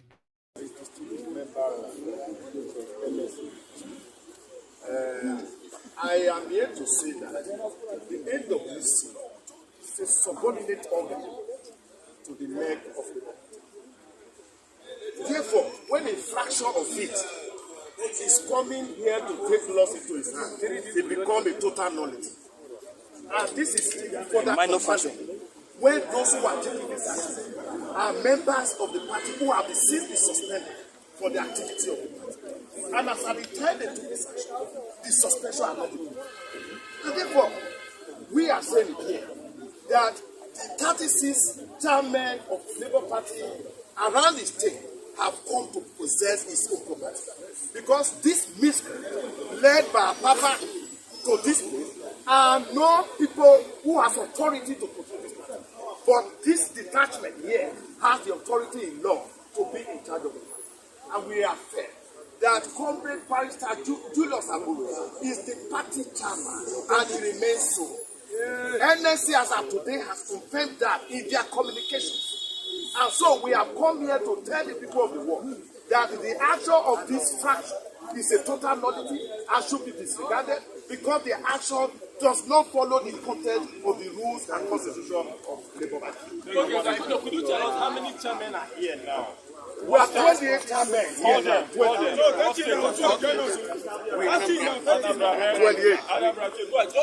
Edo is here.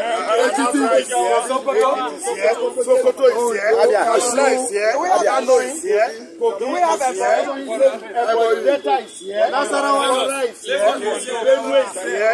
Odo is here. Osu is here. So Kaduna is here. Kaduna is here. Edo chairman. Sorry, sir. We are not taking any more.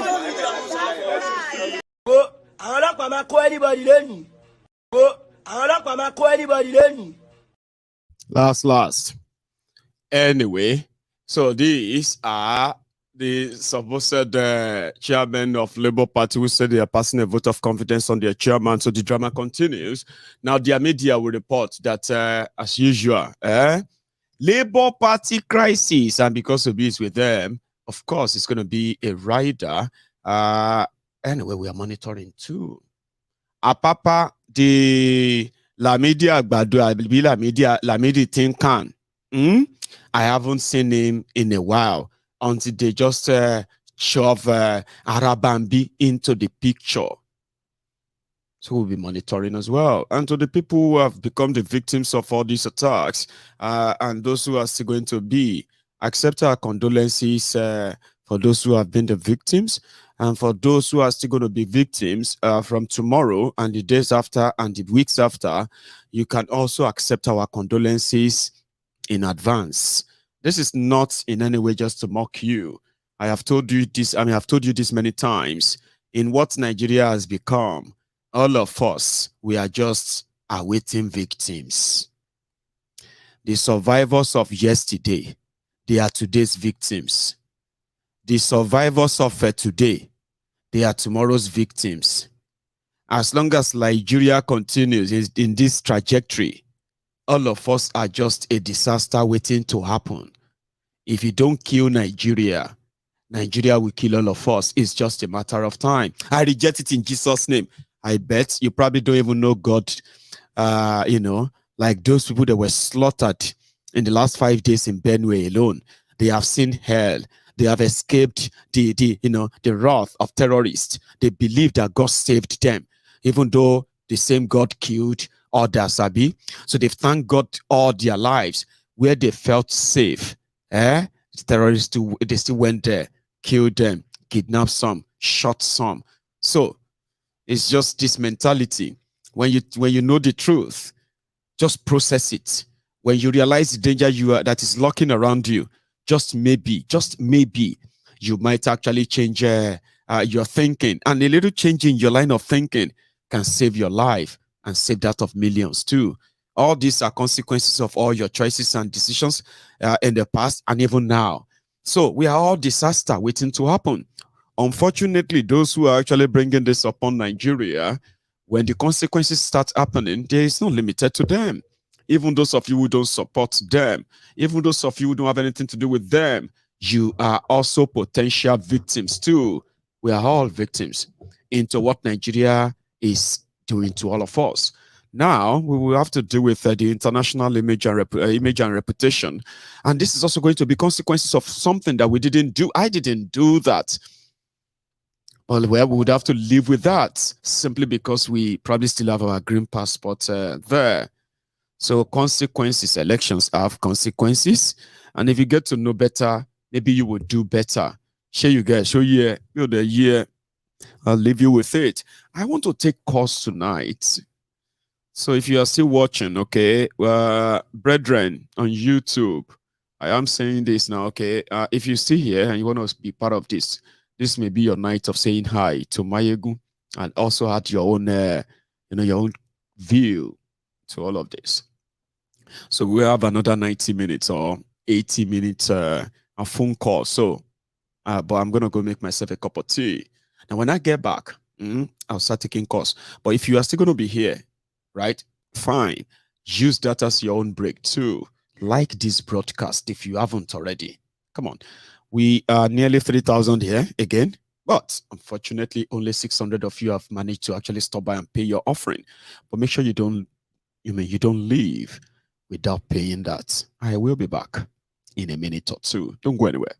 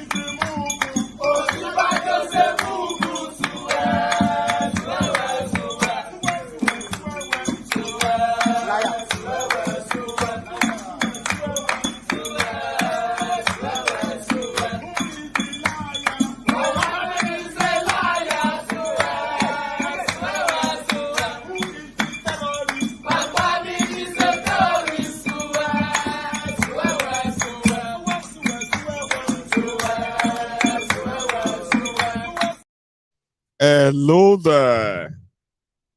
Hello, Chief Mayego. How are you, sir? Once again, I'm fine. Once again, I am Dr. Benga Emeka, the second time calling. Dr. Benga Emeka. That's unique. Yes. How are you, sir? I'm mixed, Igbo, Yoruba. I'm fine. Bless you. Please, I have some certain discussions, questions I would like you to help me in answering.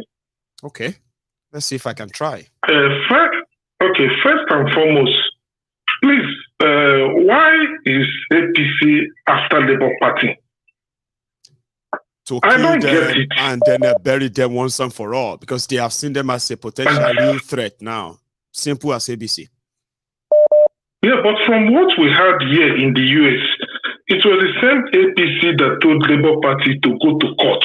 That's right. If they don't like the outcome of the elections. And Labour Party then went to court. So why are they now after Labour Party? You cannot tell someone to go to court at the same time you are after the person. I mean, I wouldn't understand. That is number one. That is number one. Then number two, in terms of the Arab League, in terms of the Islamic nature, they are against people of certain orientation, like people that are terrorists, people that are drug pushers, people that are drug peddling and others. Right. What has the Arab or Islamic community in Nigeria said about Kolo? Why are they all keeping quiet? It's only some few of them have voiced out. Why can't the president himself, Muhammad Buhari, give a stand that the election has either been cancelled or Tinubu has been removed because of his Buhari said everybody who is not happy with the conduct should go to court. They have the right to go to court. That's the same thing he said. According to him, there may be some problems, but Tinubu is going to be inaugurated. And nothing is going to change that. He's already made that statement. I don't know if you actually know that. He's already said that. Like nothing. Yes, I also heard that.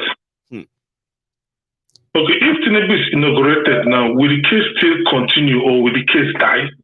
Well, you should expect it to die slow death. It may not go away. And I think the worry now is that it seems Peter Obi is adamant.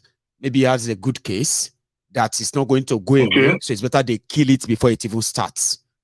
Because if not for that, right? Because once he's inaugurated, right, this whole thing will take 180 days to complete. All right. So the appeal court will use 120 days. Sorry, the tribunal will use 60 days, which is 2 months. The appeal court will use another 60 days, which is, then the Supreme Court will choose a date, which is going to be within another 60 days to rule. So all of this would then be like 180 days. So that's that's going to be like until next year. So normal, they might want it to just die a natural death because he would have been sworn in. He would have been parading himself as a president then. He would probably even have the power to choose judges to influence them. With what we know of him, he's going to influence the court. Forget it. Do you get that now? But nevertheless, even with all of this, they are still so afraid that they prefer to actually not go to court at all and destroy the party, destroy the case before then. So it seems, if you ask me, anyway. Okay, because over the last week, we Africans, we had a meeting in Washington, D.C. Right. There's a Nigerian, I'm not permitted to tell you his name because of security purposes. Yeah, it's all right. There's a Nigerian who works as a policy analyst in the White House in U.S. So he told us that Joe Biden has written some classified letters to Buhari, urging Buhari to cancel the election. And that he presented some evidences that Kolo himself was convicted of heroin. And Buhari assured him he would do that. But the problem he has is that his hands are tied.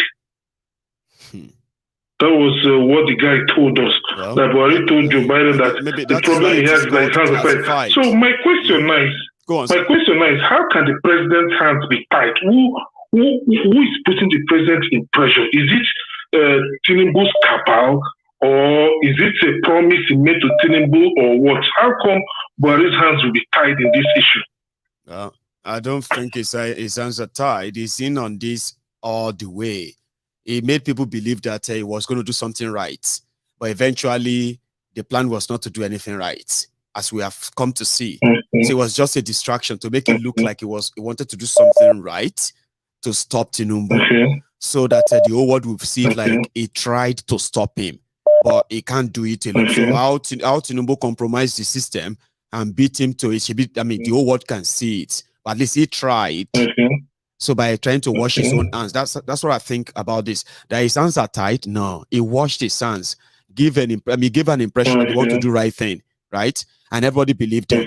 So everything that happened after. Because go on, sir. Because one of Buhari's close associates, what he told us was Buhari had two candidates in mind, and the two candidates he had in mind were Ahmed Lawan or Rotimi Amechi. That Tinubu Rotimi Amechi was his second choice, but his first choice was Ahmed Lawan. But Tinubu's group learned of it and had to beat him to the primaries. Yes. That if you observe, Tinubu won the primaries based on his money back. That's right. And most people wanted. It's like they should change Buhari himself. But in all of it, right, I still believe that it's just a game of chess. They believe they are playing with 200 million people. Now it's getting out of hand. Wow. Like, when you lose control of something, or maybe not. Dr. Binga, we will get to that part. Because sincerely speaking, I don't see any remedy in Nigeria. I don't see any remedy at all. Nigeria is a completely failed state with the way things are unfortunately going. Anyway, thank you so much, sir. I'll take another one so that we manage the time between all our callers. Here we go. Hello there. Hello, Brother Mayogun. Yes, sir. How are you? Good evening, my brother. Good evening to you too. My name is Stanley. I'm calling from France. Stanley, everybody can hear you loud and clear, Baba. Please. I've been watching you, and you have making us to understand the country Nigeria cannot be redeemed unless we go our separate ways. If we do that as soon as possible, we'll save lives. That's what I said. But the people that are benefiting from the bad government, they will not allow it to happen like that. No. I wanted to send you one video, which the reason I called you concerning this Femi Gbajabiamole. Gbajabiamole. Tell me about it, sir. How they send it? How they before they meet him, the speaker, how they send it to Saudi Arabia, and they made it to become a Muslim by force, so that the North will accept him. To convert to Muslim. So there was a radio program where one of the House of Representative member was accusing him of all those things. And they are the same people now that are accusing Labour Party of trying to play religion, divide Nigeria with religion. It is ridiculous. So they said, one imam said what they were telling them in northern Nigeria was, one Muslim is not enough to see the peace of Allah. Here you get. So two is better. And that is why they were like, anybody, you know what they call those who voted against, who didn't vote for Muslim tickets in northern Nigeria? Infidels. Yeah. In Western Nigeria, they are called Omoalis. So it was something that was projected on religion and tribe. And the two places they targeted, those are the places they unleash violence. Baba, just accuse your opposition of what you are doing. That's exactly what APC is doing. What they are doing, they accuse others and they raise alarm. You can see the North that are a bit calm because they want to see how the Yorubas and the Igbo will play it out. I know. So at the end, they will, the Kaduna Mafia, the Kaduna Little Finger, is preparing when it comes to the time of the North, the next 8 years now, he just come now. He's preparing, he's doing everything to make sure when the time comes. Yes. So now they want to the Yoruba. It's not the Yoruba that is the problem. The political rascal, like the Ohanese Chairman, he said there are political rascal. He did not say the Yoruba. He said political rascal, and which are benefiting from this APC government. They don't want it to happen. That's right. And Nigeria have been stagnant, and nothing is going on. Nothing is moving in Nigeria. The Chinese have been in this country. They have been raping. They have been mining, illegal mining going on, and these people are benefiting. The border at the north, they have been porous. Everything have been going on, and they don't care. They don't. They just want to make sure they push Tinubu so that they can their looting can continue. So I hope everybody will join hands and enlighten our people to know that Nigeria cannot go forward with this construction.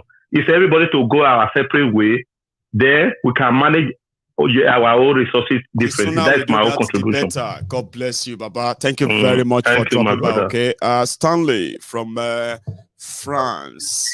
I have another caller, and I think this is also France. Hello there. Hello, Mr. Mayogu. How are you? I am very well, sir. How are you? I'm okay, my brother. How are you doing? Very well, thanks. So, yeah. Where are you calling from, if I may ask? I'm calling from Paris. My name is Victor. Hey, I thought as much. Yes. How you doing tonight, sir? I'm okay, my brother. I just joined your program and then I'm happy, you know. It's been long. Thank you. And there you are. You are now live. Everybody can hear you too. Just help us make it interesting. Go on, please. I'm concerned about what is going on in our country. I'm so confused. I'm so painful. Yeah, please, sir. Go ahead. What I'm trying to say is this. If we don't kill APC in Nigeria, APC will kill Nigeria. They will kill Nigeria and kill all of us. I don't know if you understand what I mean. I do. I'm following you, sir. Please, go on.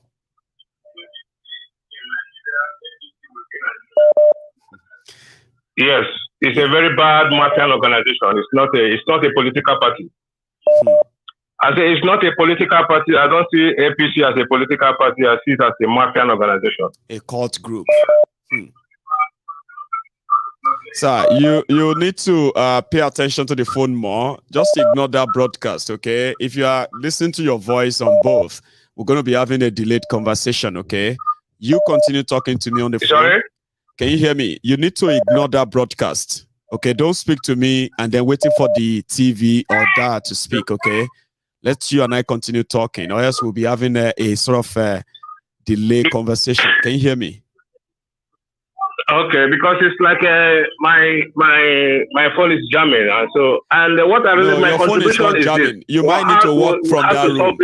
Can you hear me? Problem, you see? Yeah, can you hear me now? We have to be careful with the youth. Yes, sir. We have to stand up and fight for this. Our country, it's our time, it's our generation. We have to fight. This is my contribution. We have to fight because APC is a very dangerous party. They can destroy. Their propaganda is too much. I know. Very divisive. God bless you, sir. Thank you so much. I hope the line will be a little bit better next time. You know, sometimes it's so bad that way that, anyway, from different countries, imagine. Hello there. Hello, my brother. Hello, sir. How are you? I'm okay. I'm fine. Great. Please.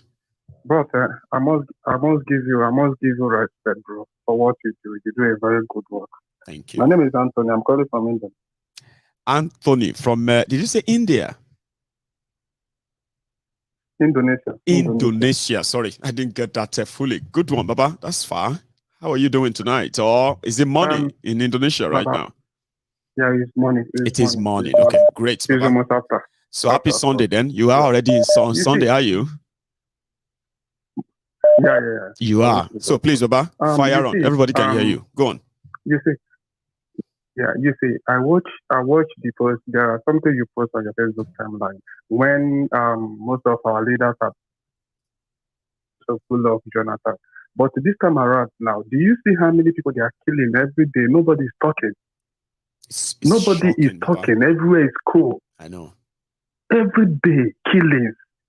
Nobody. And they are back. They are even back now. Do you know why? Go on. I am telling you. Do you know why? Do you know why I love sometimes? I love listening to Nnamdi Kanu. There is one program he made once at a time. He said, professor, right? When something happens to others, he don't come outside to speak. But when Fulani enter his farm to destroy his farmland, he come outside to speak. He did come out. This is what is happening right now.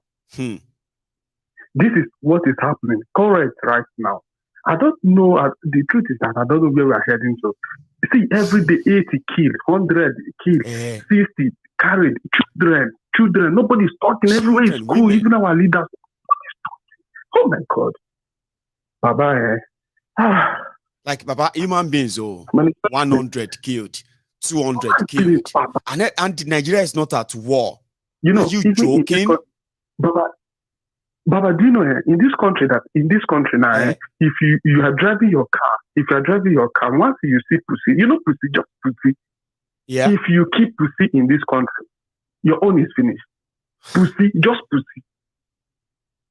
No single arrest. I'm telling you all this death I've mentioned, all this kidnapping, one single arrest. No single one. Nobody. You can't even hear anything from DSS, nothing like police. Police will not talk. Nobody. God help us all. Amen. Thank you so much, brother. I appreciate that. Okay, may I take another one? That's a very far one, and I'm going even farther now. I think this is either. Hello there. Hi, good general. Yes, sir. How are you? Thank you very much for all you do. Thanks. This is TA from Atlanta. Did you say TA from Atlanta? I heard that. Atlanta, yes. Beautiful, it's been a while I called and. Beautiful. I grabbed that. Now everybody can hear you too. So please go on. Yeah, the country, like I said before, is gone. It's gone. But most people don't realize it. And that's why your program is so instructive, so nice to open people's eyes. And for those who still believe in that contraption, the eyes, I hope, will pray that their eyes will be opened one day. But I just pray it doesn't, happen. Like Nigeria doesn't happen to us before we now say, thank God I escaped. Thank God I can live to tell my story. Man, now I believe all I have been told. I actually don't wish that on anybody because we are talking about life and death here. That's how brutal things have become now. Yeah. Do you know this APC, when Buhari was about to be voted for, I told some of my friends, I said, you guys don't know this Buhari man or what? Said, no, he said, I'm a general. No. The other is a chief. No. The other should go. This Buhari is at least an army general. He has done it before, blah, blah. I said, okay. After the first time, one of my friends that was supporting him that time called me and said, oh, Bob, he wants to pay his children's school fees. He can't even afford the blah, blah. But I sent him money, but I told you. He said, man, a mistake I do. Used to take care of his own bill. Suddenly. There are many like that. There are many people like that. Yeah. He has just one child. He has just one child, man. You go one child. Do you know this guy cannot pay his son's school fees? That's how bad it is right now in Nigeria. And he used to be able to pay. He used to pay that before this Buhari now. You know what I'm saying as well? Was okay. Yeah, Tia, you know what I'm saying is that the guy you say is okay. I have a lot of people that I know, right? They are not rich, but they are managing before 2015. If I open my WhatsApp and Facebook messages for you, you'll be shocked. People, I get messages like 100 per week. Money here, give me this. And the more things get tougher in Nigeria, the more a lot of people need help. The more. The demand everywhere is crazy. I'm telling you, it's terrible right now. It's sad. It's sad. And the same APC is continuing. It's the same APC. Who voted for this APC? 8 million votes? Ghosts. How? Ghosts voted for them. Look at the scorecard. Killings. The economy is bad. No road, no transportation, no security, no medical, nothing. And you still won an election? That means something is wrong with us back home. If actually they got that 8 million, which I doubt. I know. A lot is wrong. See, Baba. Thank you very much. Ma, take another one, sir. Thank you so much for stopping by. Thank okay. You. Yeah. Here we go. Sai Baba, Sai Barbarians. Hello there. Hey, I'm gone from you. I don't know what disconnected us from the main line. Hello there. Can you hear me? Yes. Yes, sir. You are now live. Okay. All of us can hear you. Please. Yes. I'm calling for this Mayogu direct line. Yeah. This is Mayegun's diary. Yes, sir. Okay. This is Henry from Norway. Right, from Norway. Did you say Eru? I didn't get your name somehow. Yeah, this is Henry from Norway. Henry, God bless you. Henry from Norway. Now you are live, and this is Mayegun. Yes, please. Okay. Yes, I've been watching your program, and it has been very fascinating. And thank you for being a Yoruba, and you can also be an open mind in order to make people understand what is going on, really. Well, thank you very much. So I'm really fascinated in what you have been saying. I'm trying to create this awareness of unity among us. But it doesn't seem that people are listening to you, especially the Yoruba. I'm sorry, you being a Yoruba, you know, I myself, I grew up in Lagos. Right. And what I saw during the election really frightened me. See, it frightens me too. And that is why I had to quickly raise more alarm. In fact, for those who that they might likely want to blackmail because they are also Yoruba to say, oh, nobody is safe for. Even those that they said that they don't look Yoruba enough, they were attacked. So if you are still defending them because what they are doing it to Igbos or other people who are non-Yorubas, now they are attacking Yorubas because they don't look Yoruba enough or they don't speak Yoruba enough. That's a problem. And I'm so happy that a lot of people responded. And for your information, Henry, people actually listen to me. I could see so many changes out there. It may not be enough yet, I agree, but people do listen and they do act. Continue, sir. Yeah, we thank God. What I want to just contribute is that I'm really impressed in the way you are presenting the program, and it's sad to see what the APC is doing to Nigerian government. Even we in diaspora here are surprised the way the country just close their eye as if nothing is happening. I mean, look at what is happening now. The way I just watched a video that the guy, the Ladipo or something, Papa Lamidi Agbada. Oh, that old Babalawo. Yes. Yeah, I saw a video that it was the same man that Tinubu gave money to that was claiming that he was handicapped during the time they were having a meeting. Bro, I have also seen that video. I just saw the video. No, hang on. I've seen that video too, okay? Those who are tagging that video as that Baba Lamidi, right? They are just trying to be mischievous. There's no relationship in them, all right? It was it was when Tinubu went to Kano, okay? They had this thing, Islamic people, this Islamic that to endorse him, right? While he was there, okay, they brought in that man. And he was a very old man, and he's actually like an Hausa man, not Lamidi. But people decided, right, when they were looking for, where is this man? Where did he come from? Who knows him? Some people actually flew that video as one. I am one of those who actually shared that video, first people to share it on the internet. So it's not Baba Lamidi. Okay. Yeah, but I get where you're coming from, okay? But again, please go on. Yeah, but okay, put that aside. Yeah. But the thing that scares me is for them to hire. I don't know whether that is correct or not. No, it's higher. No, that's absolutely correct. It's political, and the old man is playing a human job. That means APC have gone so high to create this kind of a scenario that they want to take over Labour Party that even took third. Labour Party that were saying eight months ago they don't have structural grant. Nobody believe in them. Yes. What does it that Labour so much that they are so scared that they cannot wait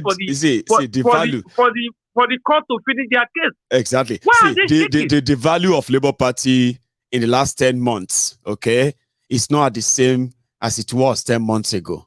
In fact, right, by standard, all right, Labour Party should have been declared the winner of Nigeria election by all standard. I mean, being sincere. Do you understand that?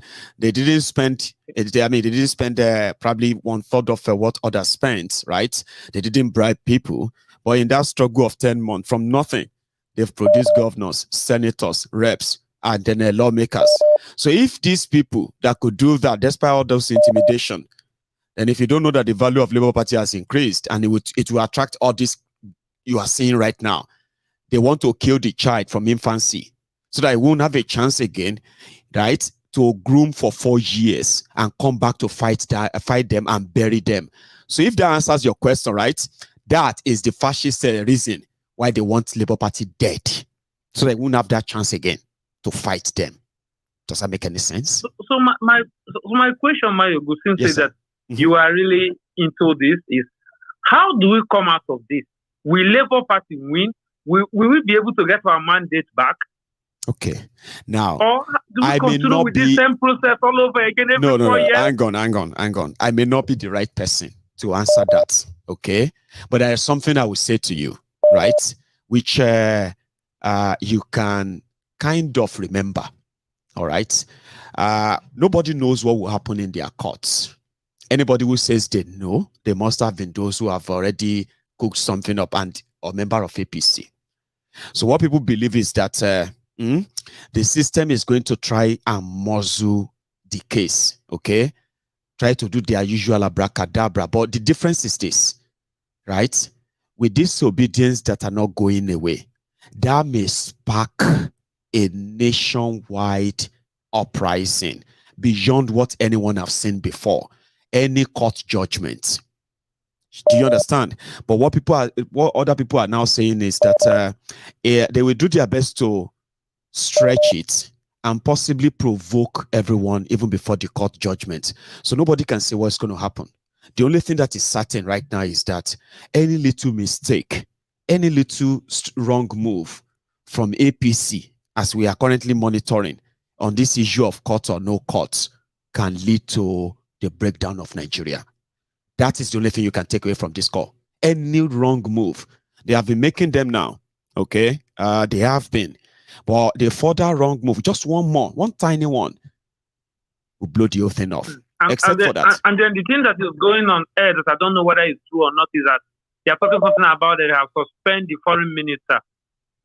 Yes, he's been suspended by APC, but he's still working for Buhari. He's not suspended as minister. But the news is that he's been suspended by his own party, APC, right, from his state. But he's still the foreign minister. There's no official statement that he's been suspended by Buhari yet. Well, thank you, my brother. I don't want to take up I enjoy that chat with you. And thank you. I've been trying to call you really. So I just want to thank you. As time go on too, I will also support you in what you are doing. God bless you, Baba. I appreciate you, right? Yeah. Thank you and take care. And stay safe too. That's a brother there, Henry from Norway. Hello, sir. How are you? Yeah, this is Osagede. Osagede. Baba? Abro me too sure. Oh, God, you sir. Yeah, God will God will continue to bless you. Amen, sir. Thank you. Yeah, what I can say to this problem is that I should give thanks to those of us who are in the diaspora. Because it looks as if we are the one that is fighting the cause. Mostly, yes. Yeah, mostly, yeah. Thank you for that word. In Nigeria, poverty reigns supreme. And it has killed integrity of people whom you feel that they can't talk.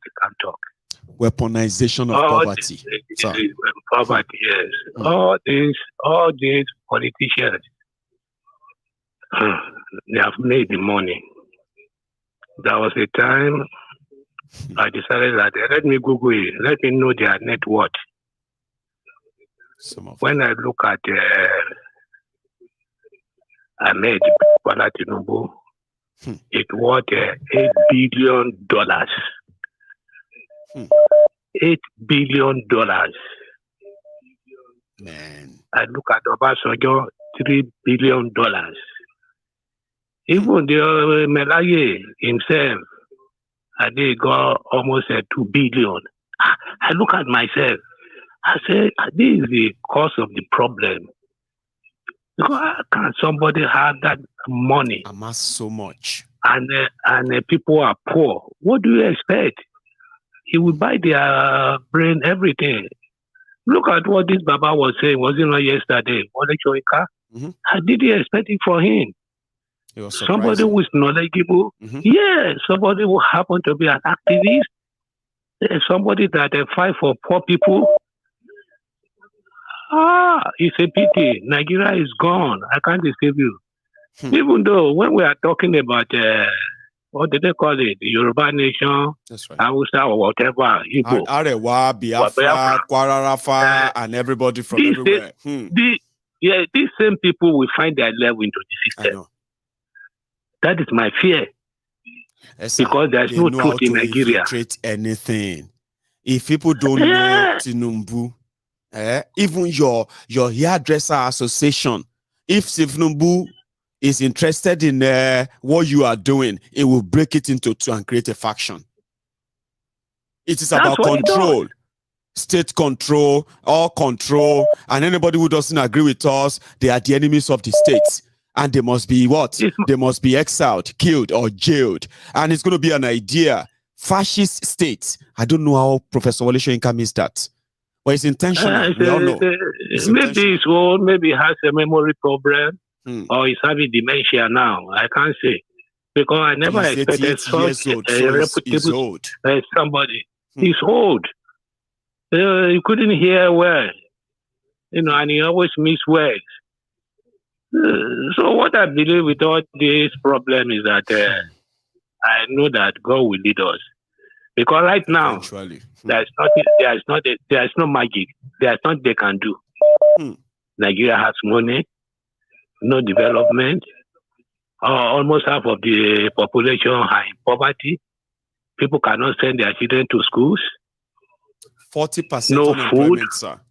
If they say they have, population, and if they said, I mean, they also said that, in Nigeria, the age of the young people, you won't believe that's how 70% of the Nigeria population, they are between the ages of, 0 and 18. Where did that come from? That huge number, 25 rather, 25. Almost 70%, that's massive. Right? But there is no plan for them. There is no development for them. There is nothing for them. They are just out there. Go and figure it out. Find your way. They don't have hope.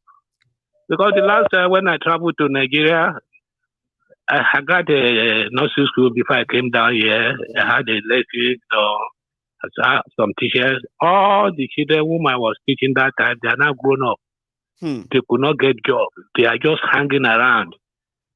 Even some of them, their parents have died. They don't have any place to live. Homeless, you see them on the street, begging for money, no hope. So when I look at all these problems, where would they start from? Where would they? And Nigeria is broke. There is no money. Thank you so much. Let me take another one, sir. I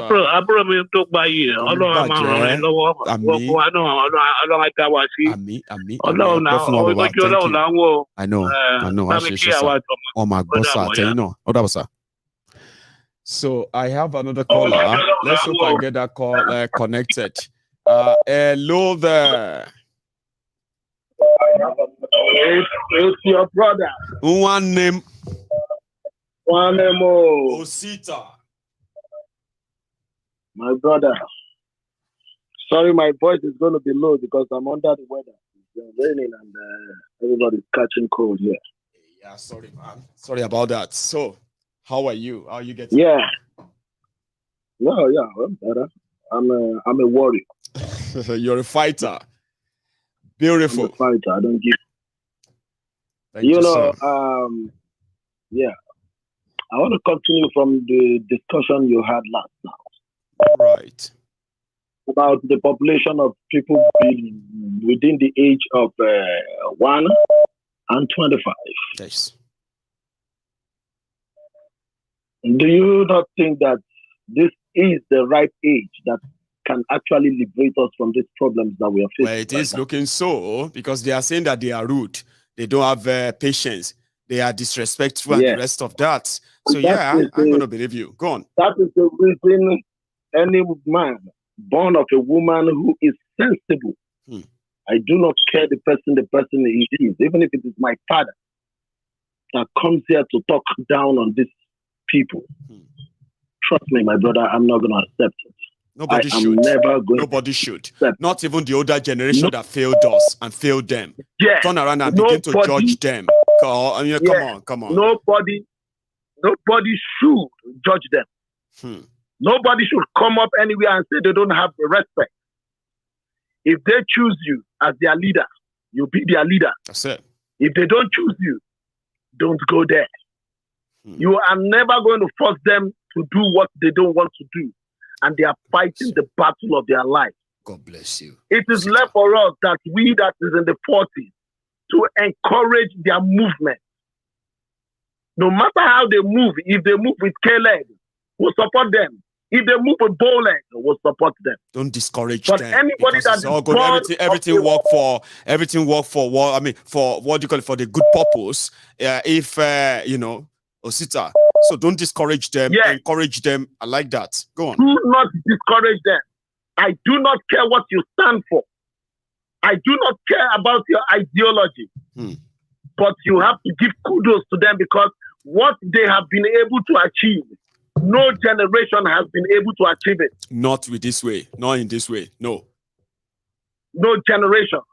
You can't bully them and begin to call them fascists. One thing I want to. After they have been killed, after they have been harmed, after many of them have to lost their sights, you turn around and you call. Come on, that's gaslighting. You shouldn't be coming from older people. I am so sorry to talk about it. That people come to the front of the TV and speak grammars that have not done anything. That grammars that didn't fetch anything. The only thing you talk about that, that grammar fetched you, Nobel Laureate. But I am so sorry. Even when I went to school, I went to 2 different secondary schools in Lagos. We did not read any of your books, sir. No, it was a choice then. Anyway, I read his book. The one I read. Like choices too. Yeah, I think. No, the one I read was based on my choice, but it wasn't in the curriculum of Nigeria. The reason, God knows why. Do not think because you have gray hair like I do right now. If I come on TV, I have equal gray hair like him. Naturally gray hair. But that doesn't mean I shouldn't respect each with somebody. The self-respect is reciprocal. It is. If you like your 8 years old teacher, a professor, that boy, that little 16-year-old boy is not going to call you a professor. That little 16-year-old boy is going to call you Mr. Steve, because that is your name. That's right. And you should start getting used to that. Gone are those eras that they just have to value and begin to treat you like a deity simply because you are a right. They have every generation have their own people, and some of these elderly people need to know too. Know that they should know and respect it. Most of the times when you say Nikure, people will think that you don't. It is the pain. It is burning out of the pain in your heart because of what they have done in the country. And somebody will leave everything I have said for 2 hours. Somebody's trying to fight the fight of his life. Osita, somebody will now listen to me for 2 straight hours. And the only thing they will remember is that I said this so people, Nikure. I lack respect. What about the things I said for the last 2 hours? Nothing actually really tells you or points to you. What of them? But it is intentional. We know that. A lot of us don't even care. We don't give a damn. They're right there in the Ogun State where you reside. Yes. People were driven from Ibarakpa. People were driven from their homes. Yes. You didn't come out to say nothing. It was on the day that your farm was attacked. Yes. That was the day you came out to say something. People died in Lagos because of this election. You said nothing. In Lagos, you said nothing. Lagos, that is just your backyard. You said absolutely nothing. But you came on TV, you were telling people about fascism. It's sad. Now only you sabi grammar. Now only you sabi grammar speak. Now only one sabi grammar speak. They are struggling to make all disobedient. They are struggling to make them and tag them Igbos. Have you not noticed that, Osita? When they talk about obedience, exactly when this one say I'm obedient, say you are Omoale, you are joining the Igbos, Abi. You are joining the Igbos, Abi. Yeah, and they are deliberately doing that. But wait, the only person that actually did win genuinely, Tinubu no win anywhere in Eastern Nigeria. He no win anywhere in Niger Delta region, okay? The Yoruba land, he no get 20% of the vote from Yoruba land. Also, sure you get, which means the places that he was supposed to actually be shown home support, nobody cares about him. Now in northern Nigeria, they are now declaring Gombe, Yobe, and all these places Kebbi for him. Sure you get. Now they are now blaming somebody who went as far as Kaduna, went as far as Abuja, cleared the entire Abuja inside the Aso Rock. They are tagging him as an Igbo candidate, Igbo party, and it's all deliberate. Igbo party. It's deliberate. What is it? What? Yeah, it's deliberate. So, and where is it coming from? Because they've been able to buy all these old people. Yes. I tell people, the problem that we have in Nigeria, it started with these same people. With old people. With the old people. No. Look at the rest of those who are acting stupid in that video yesterday. And the old people. And the elderly. I'm coming at something. Oh yeah, now. Go for it. I'm coming at something. Thank you. I'm coming at something.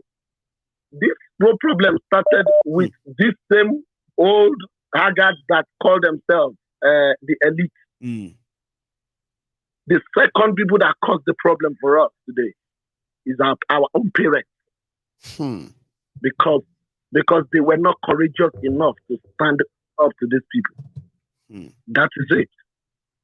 And because of they have caused this problem, even if they are still talking to us now, or this younger generation now, they still tell them, they still talk to us in a so much condescending way. Like it is not about our future we are talking about. They are old, almost gone, and here we are. They are saying that we have no respect for rejecting the status quo, old order, that will affect our own future. Come on. Which kind of disrespect is more than that? Because they get white hair, they be like they craze with their white hair. With your white hair, be mad with your, that's what I was saying to some of them. I told them that if they need white hair, they mad with their white hair. I will snap my hair and show it to you. They should come, let me distribute it to them.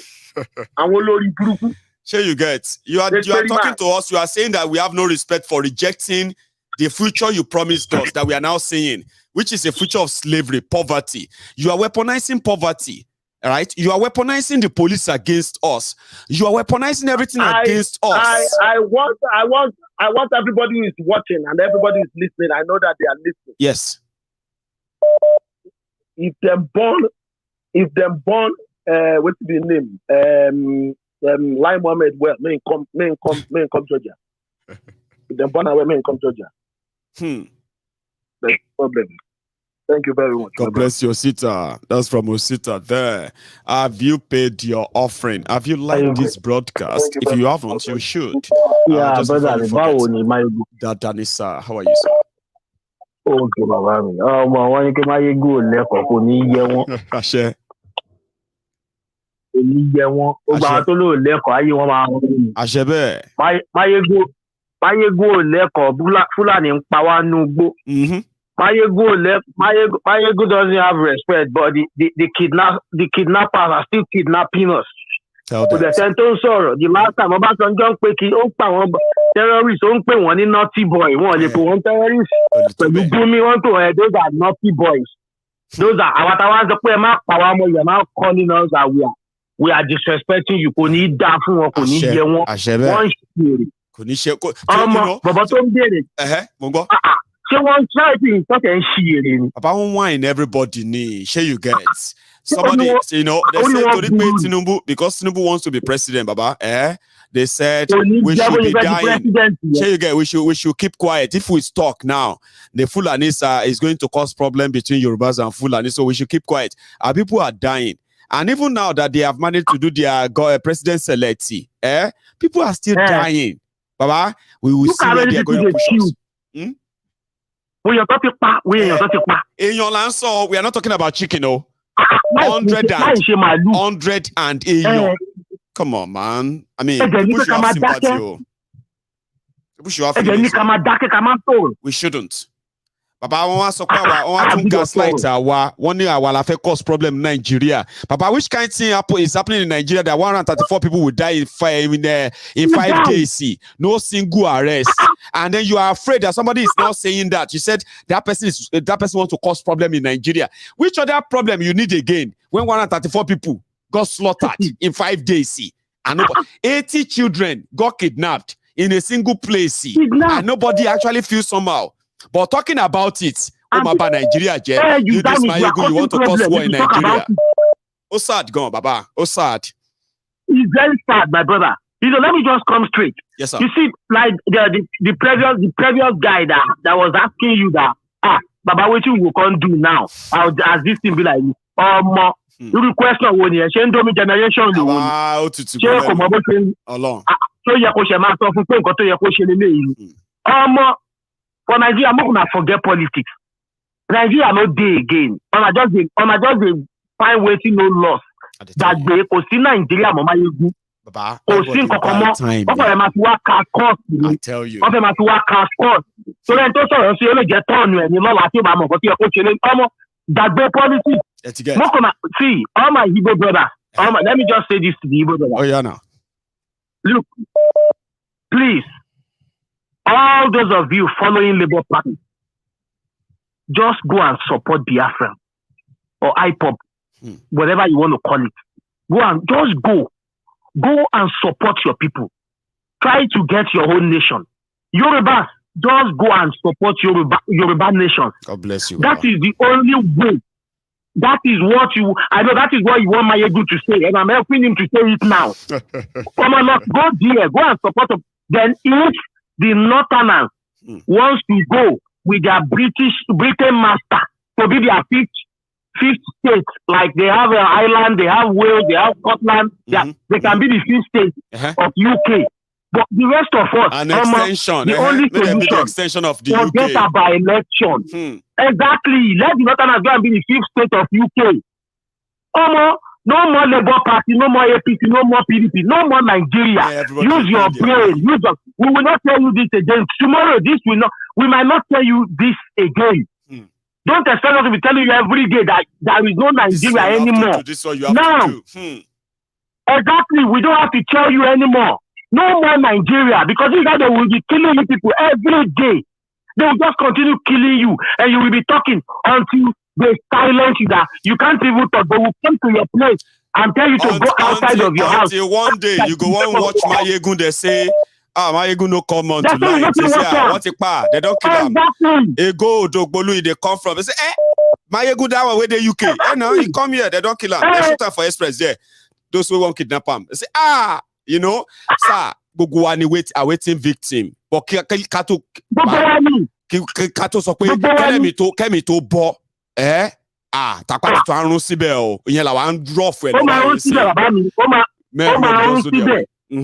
We don't need to tell you guys. Look at what Sunday Igboho did. Sunday Igboho went to Igogo. Yes. Stop killing us. That was what Sunday Igboho said. They chased him out of Nigeria. And you are in Nigeria telling me Labour Party will rescue you. APC will rescue you. PDP will they will just kill you. They will kill you. Let me just say this now. The last thing I want to say is, you guys should prepare yourself. The anchor is killing the bushmeat now. One day, bushmeat will go for the hunter. Use your brain for that word I say. Bushmeat will look for the hunter and they will kill the hunter. Kò ní bàjẹ́ ọmọ ìyá mi kò ní bàjẹ́ aláyé. So let me go to another one. I have another caller and we are already rounding it up soon. Hello there. Thank God. Now we come with last one again today, or second to the last. I'm happy. No, please, no. How are you, sir? Sir? Fine. Oluwaseade doing from Dallas in Texas. Please, I have 1, 2, 3 things to say. Oh yeah, now you have the room. Let's start from this way. Yes, sir. Good. Now, I am begging everybody because I'm seeing somebody now, commenting, Yoruba is the problem, Yoruba is the problem. Please, Yoruba is not the problem. Tinubu is the problem. See, this thing, if all of you now, you going to know from now, when una fight this. If this man enter, on a don't enter this. You know, this man, the brutal man is a criminal. That's why I say, I'm not easy to see that you have punish everybody. You know what this man does? Any group, any society, any organization that he foresees that they are going to pay against you, he always take them in and form another parallel group. I know. That's what this man because president.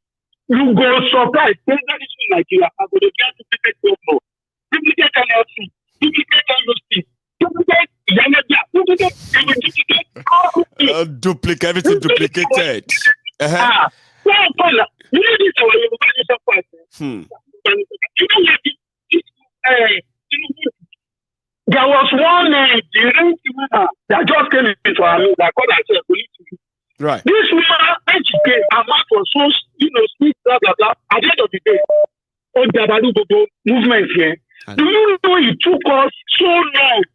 Later on, Katuwa realized that this woman was not possible. Now, you know, Tinubu doesn't see them. Tinubu doesn't do directly. It will be very, very hard for you to say Tinubu to me.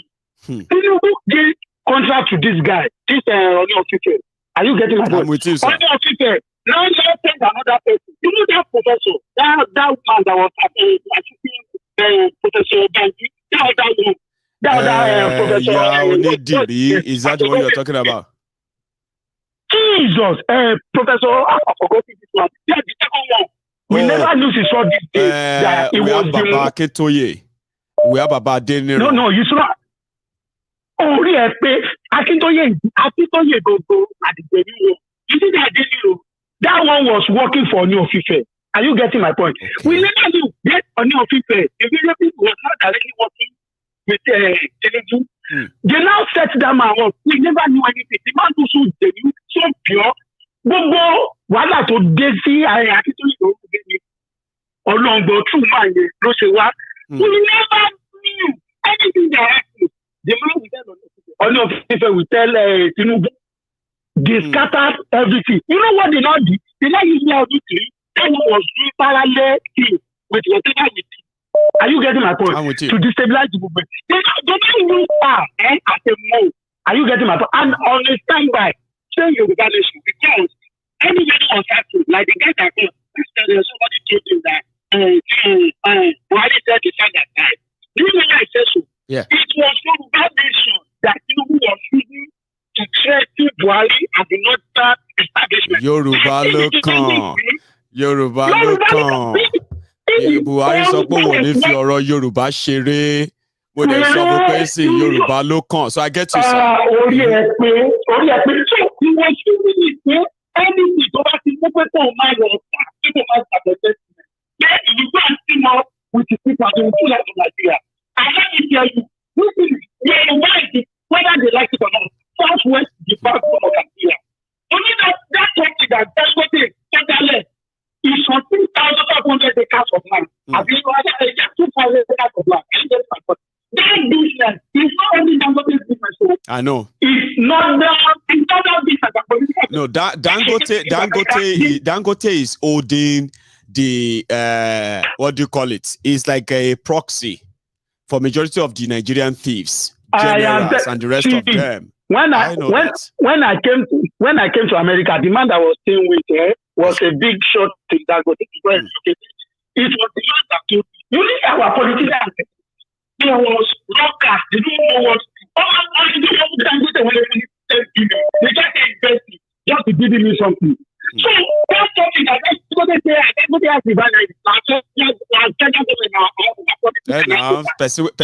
person with central bank they guarantee for.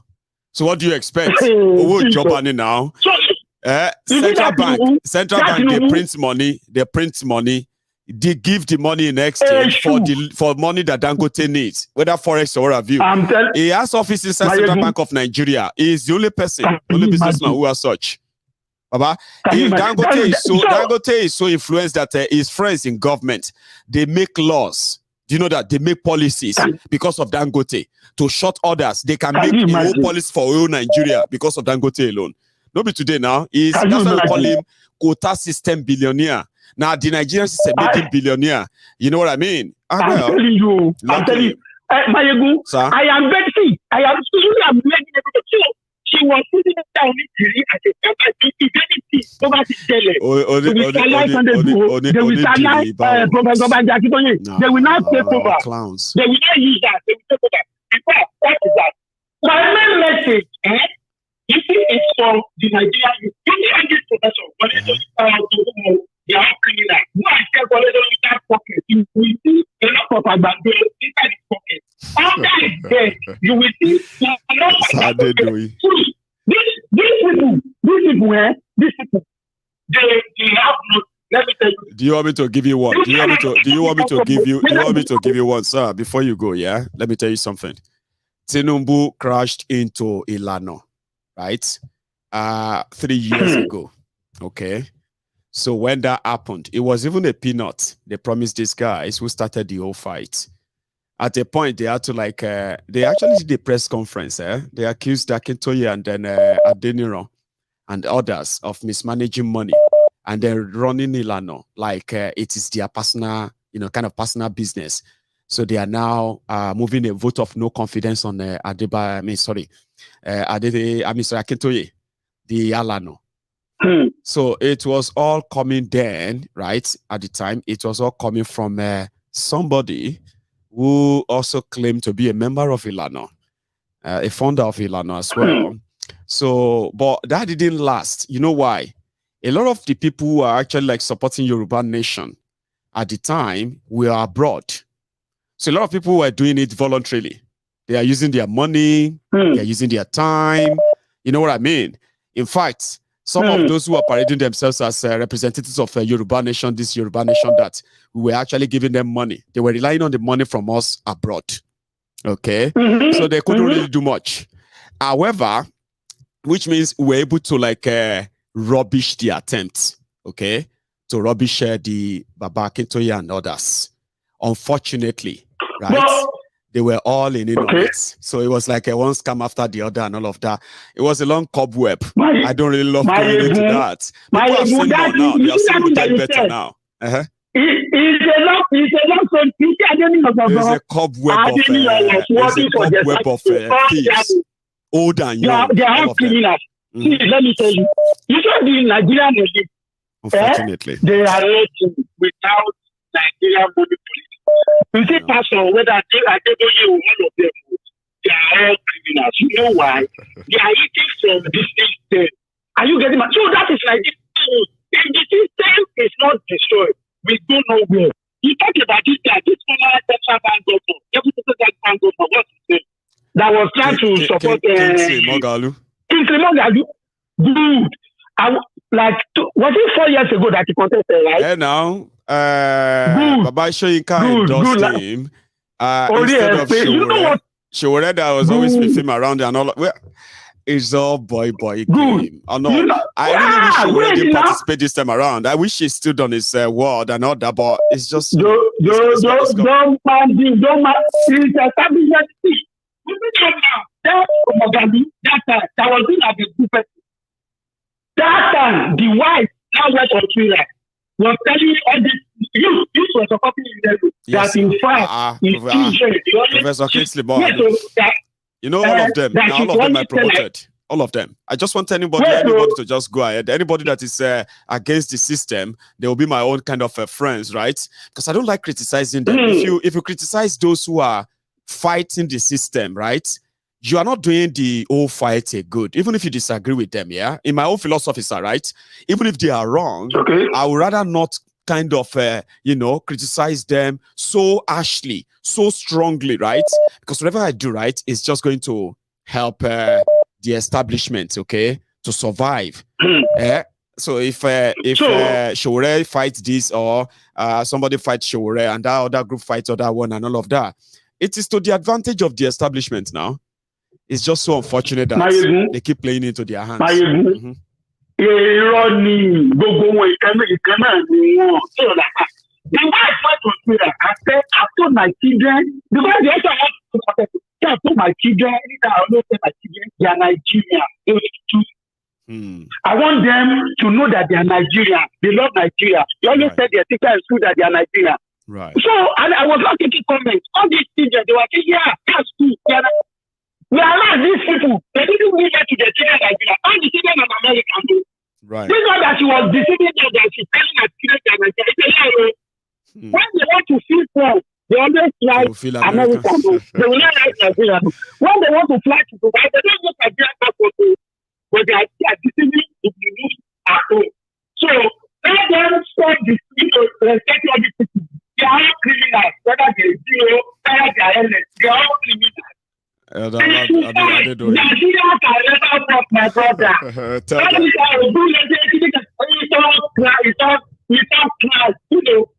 I know. Nothing can work. Thank you very much for thank you so much for stopping by. I appreciate it, sir. You should have a good one. Weekend though. Your weekend is I've started in the US, I would say. Sir, you have a good one, eh? Yeah, and my regards to the family too. Thank you. Yeah. Alagba Adedoyin from Texas. Elder Adedoyin. Meanwhile, I have here my last caller, because I've seen that this caller have been trying, but hello there. Hello, Mr. Mayedu. Hello, sir. How are you? Yeah, I'm fine. And you? Well, very well. Yeah, thanks so much for asking. Please, go on, sir. Thank you for the good work. Thank you, sir. I just want to add one or two things. Please. Number one, what is happening now, yes, sir. It has been planned since let me just limit it 40 years ago. Oh, what is happening now? All planned. And if you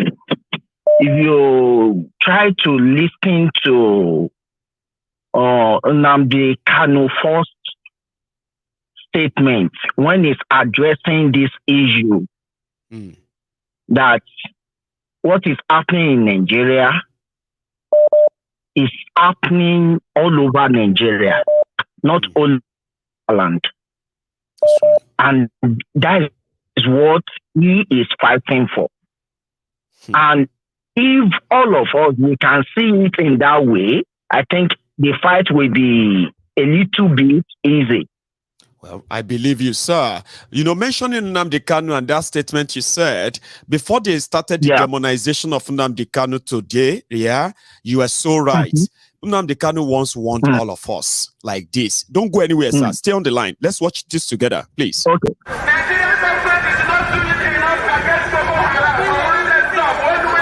My name is Nnamdi Kanu, and the reason why we're here today is to protest the killing of innocent women and children, and men for that matter, all over Nigeria, especially in the northern part of Nigeria. We are not happy, we are not pleased with what is happening, and that is why we're here today.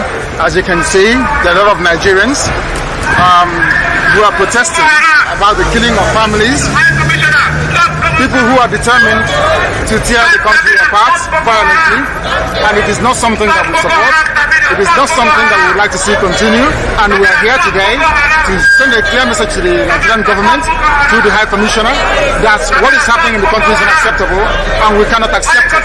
If that continues, it will lead to the violent disintegration of the country. There will be no more Nigeria for anyone to go to. There will be no Nigeria for anyone to refer to. In fact, what is happening in Somalia today will be like a tea party. So we cannot allow this nonsense to continue. Something has to be done, and the consequences of the actions of terrorism in Nigeria must be driven home to the people, so that even the terrorists themselves will be able to understand that there is no mileage in where they're going. The only thing they can accomplish is the breakup of Nigeria. If they think that they can cower people, if they think they can force people to be coerced into a religion which is not theirs, then they are clearly mistaken. We are asking for peace. We are asking for people to get together. We are asking for everybody who loves Nigeria, who is associated with that country, to please prevail upon terrorism in Nigeria so we can bring it to an end. That is why a multitude of Nigerians are gathered here today. Those of us in the UK are determined to work with the government for peace. We are determined to work with the international community for peace. But one thing we cannot stomach is a repeat of 1966. What is happening today in Nigeria was the reason why Nigeria fought a bitter civil war for 3 years between 67 and 1970. If this continues, there will be another civil war in Nigeria. And this time around, no place will be safe in Nigeria. This time around, nobody will be safe in Nigeria. So it is imperative that everybody who has the interest of the country at heart acts now and immediately to stop this nonsense from continuing. Are you there, sir? Yes, my brother. I just thought I should replay that video. That was 11 years ago. Yeah, it's good. Go on, sir. Yes. So that is one of the contributions that everybody should see it, that this fight is not the fight of I'm Yoruba or I'm Igbo or I'm Hausa. It's fight for everybody. So that is number one. Then number two, these our old people in politics, in different government agencies, they have put everybody in the box since 40 years ago. And I will explain. Please, sir. Number one, they destroyed the educational system in Nigeria. And they started private schools. And in this private school, when you have your own private company, you will do everything you like. Nobody will control you. Yes, that is what is happening to education in Nigeria. And if you don't have now, like me, for example, maybe I can't afford to take my children to private school. And the public school is not okay. Because the teacher in public school, they are not happy to do the work because they are not getting paid. That's true. They just go to the school. Yeah. They just go to that school just to go and catch fund. That is what I will say.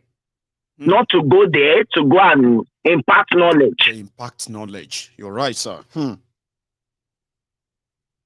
now, we don't even know, since 40 years ago, let me put it like, if you have like 10 children since 40 years ago, maybe 1.5, that is the one that knows the difference between right and left. Because the knowledge is not there. It's not. Because the education is not there. That's number two. So number three now is that we need to put more work on this education of our people. Orientation, reorientation, enlightenment, and all of that requires so much. Yes. And God will be with us. That is how I will end it tonight. I appreciate you so much, sir. Precise, concise, and straight to it. Thank you so much. And that is where we're going to draw the curtains tonight.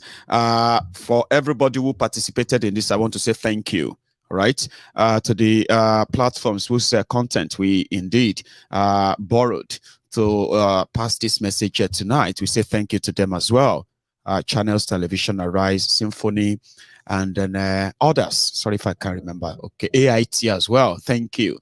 And to my super chatters, brethren in the Temple of Truth, the callers, everybody who participated in this, a lot of us. I want to say thank you. We have done tonight. We hope, and then we hope and pray that the victims of the terrorism, especially in Nigeria in the last couple of days, hopefully we pray that, they would have the kind of fortitude to actually bear the loss, because it seems to be like it's going to be everyday thing until something happens, right? I wish you all the best. In fact, I actually wish you all the best out there until I see you again. Thank you. And you enjoy the rest of your evening. Don't leave without offering, eh? Like that video before you go. I will. Meanwhile, thank you as well to everybody, because I just checked. We have crossed 79,000 subscribers on my YouTube. Come on, if you're watching me on Facebook, go onto my YouTube channel, subscribe in there, add the number. I heard that if I get to 100,000, I'm going to get this silver plug, right? Silver, I can't wait. I want to see what it looks like. 100,000, it's possible. I'll see you some other time. Enjoy your evening.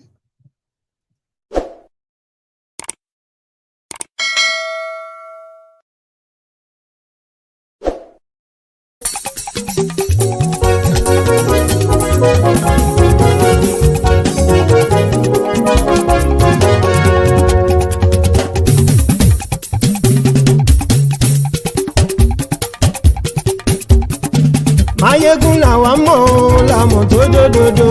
Mayegun dayari Nayibi #1. Mayegun làwa mọ̀ làmọ̀ tó dòdòdò. Mayegun dayari Nayibi #1.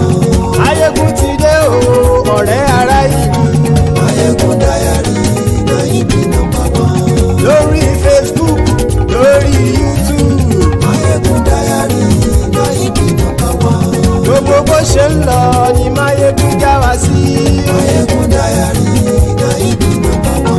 Àṣírí ọ̀jẹ̀lú kì í bò níbẹ̀ o. Mayegun dayari Nayibi #1. Bó bá ṣe eré àní Mayegun máa wí.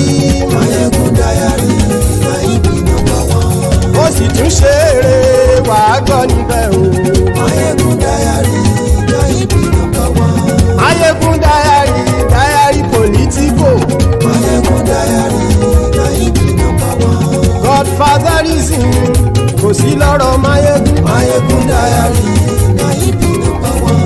Ẹ farabalẹ̀ sẹ́ o kẹgọ́rọ̀ lẹ́nu o. Mayegun dayari Nayibi #1. Àní Mayegun làwa mọ̀ tó dòdòdò. Mayegun dayari Nayibi #1.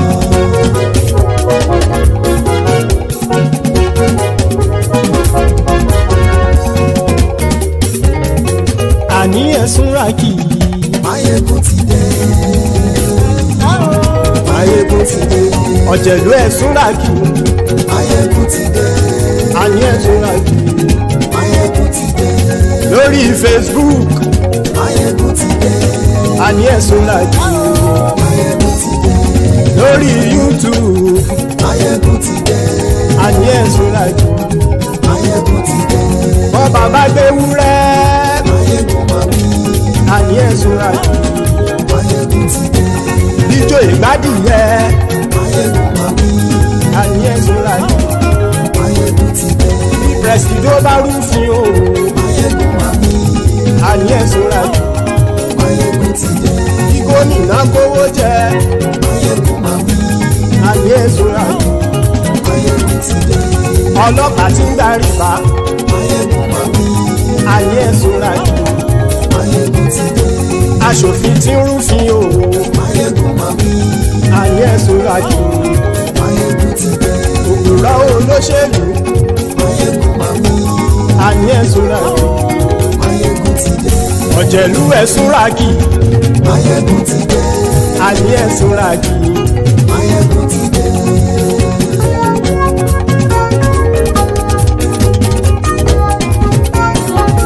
Mayegun ti dé. Gbogbo ọ̀jẹ̀lú ẹ̀sùn ràkì. Mayegun ti dé. Gbogbo ọ̀jẹ̀lú ẹ̀sùn ràkì. Ṣùgbọ́n ní bá ti ṣe èyí tó yẹ kí wọ́n ṣe, ọmọ bá dèrò ní fi wọ́n níran o. Mayegun ti dé. Gbogbo ọ̀jẹ̀lú ẹ̀sùn ràkì. Mayegun ti dé. Gbogbo ọ̀jẹ̀lú ẹ̀sùn ràkì. Ṣùgbọ́n ní bá ti ṣe èyí tó yẹ kí wọ́n ṣe, ọmọ bá dèrò ní fi wọ́n níran. Wọ́n fowó bẹ́ẹ̀ o. Mayegun ó sọ pé wọ́n ò bẹ́ẹ̀ bẹ́ẹ̀. wọ́n fowó bẹ́ẹ̀ Máyégún ó sọ pé wọ́n ò gbẹ́bẹ̀ oníkan ṣáàtì ṣe èyí tó yẹ kí wọ́n ṣe fáwọn ará ìlú tó gbé wọn débẹ̀ o ayé. Máyégún ti dé gbogbo ọ̀jẹ̀lú ẹ̀ súnra kì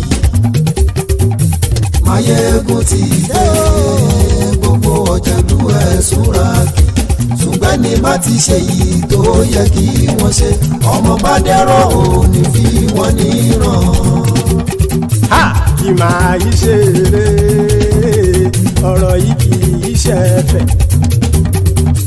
kì máa yí ṣe eré ọ̀rọ̀ yìí kì í ṣe ẹ̀fẹ̀ ẹni bá ti lè lẹ́bọ̀ lẹ́rù o ọmọ bá dèrò kàṣà ìtú wọn síta. Máyégún ti dé gbogbo ọ̀jẹ̀lú ẹ̀ súnra kì Máyégún ti dé gbogbo ọ̀jẹ̀lú ẹ̀ súnra kì ṣùgbọ́n ní bá ti ṣe yìí tó yẹ kí wọ́n ṣe ọmọ bá dẹ́rọ̀ ò ní fi wọ́n níran.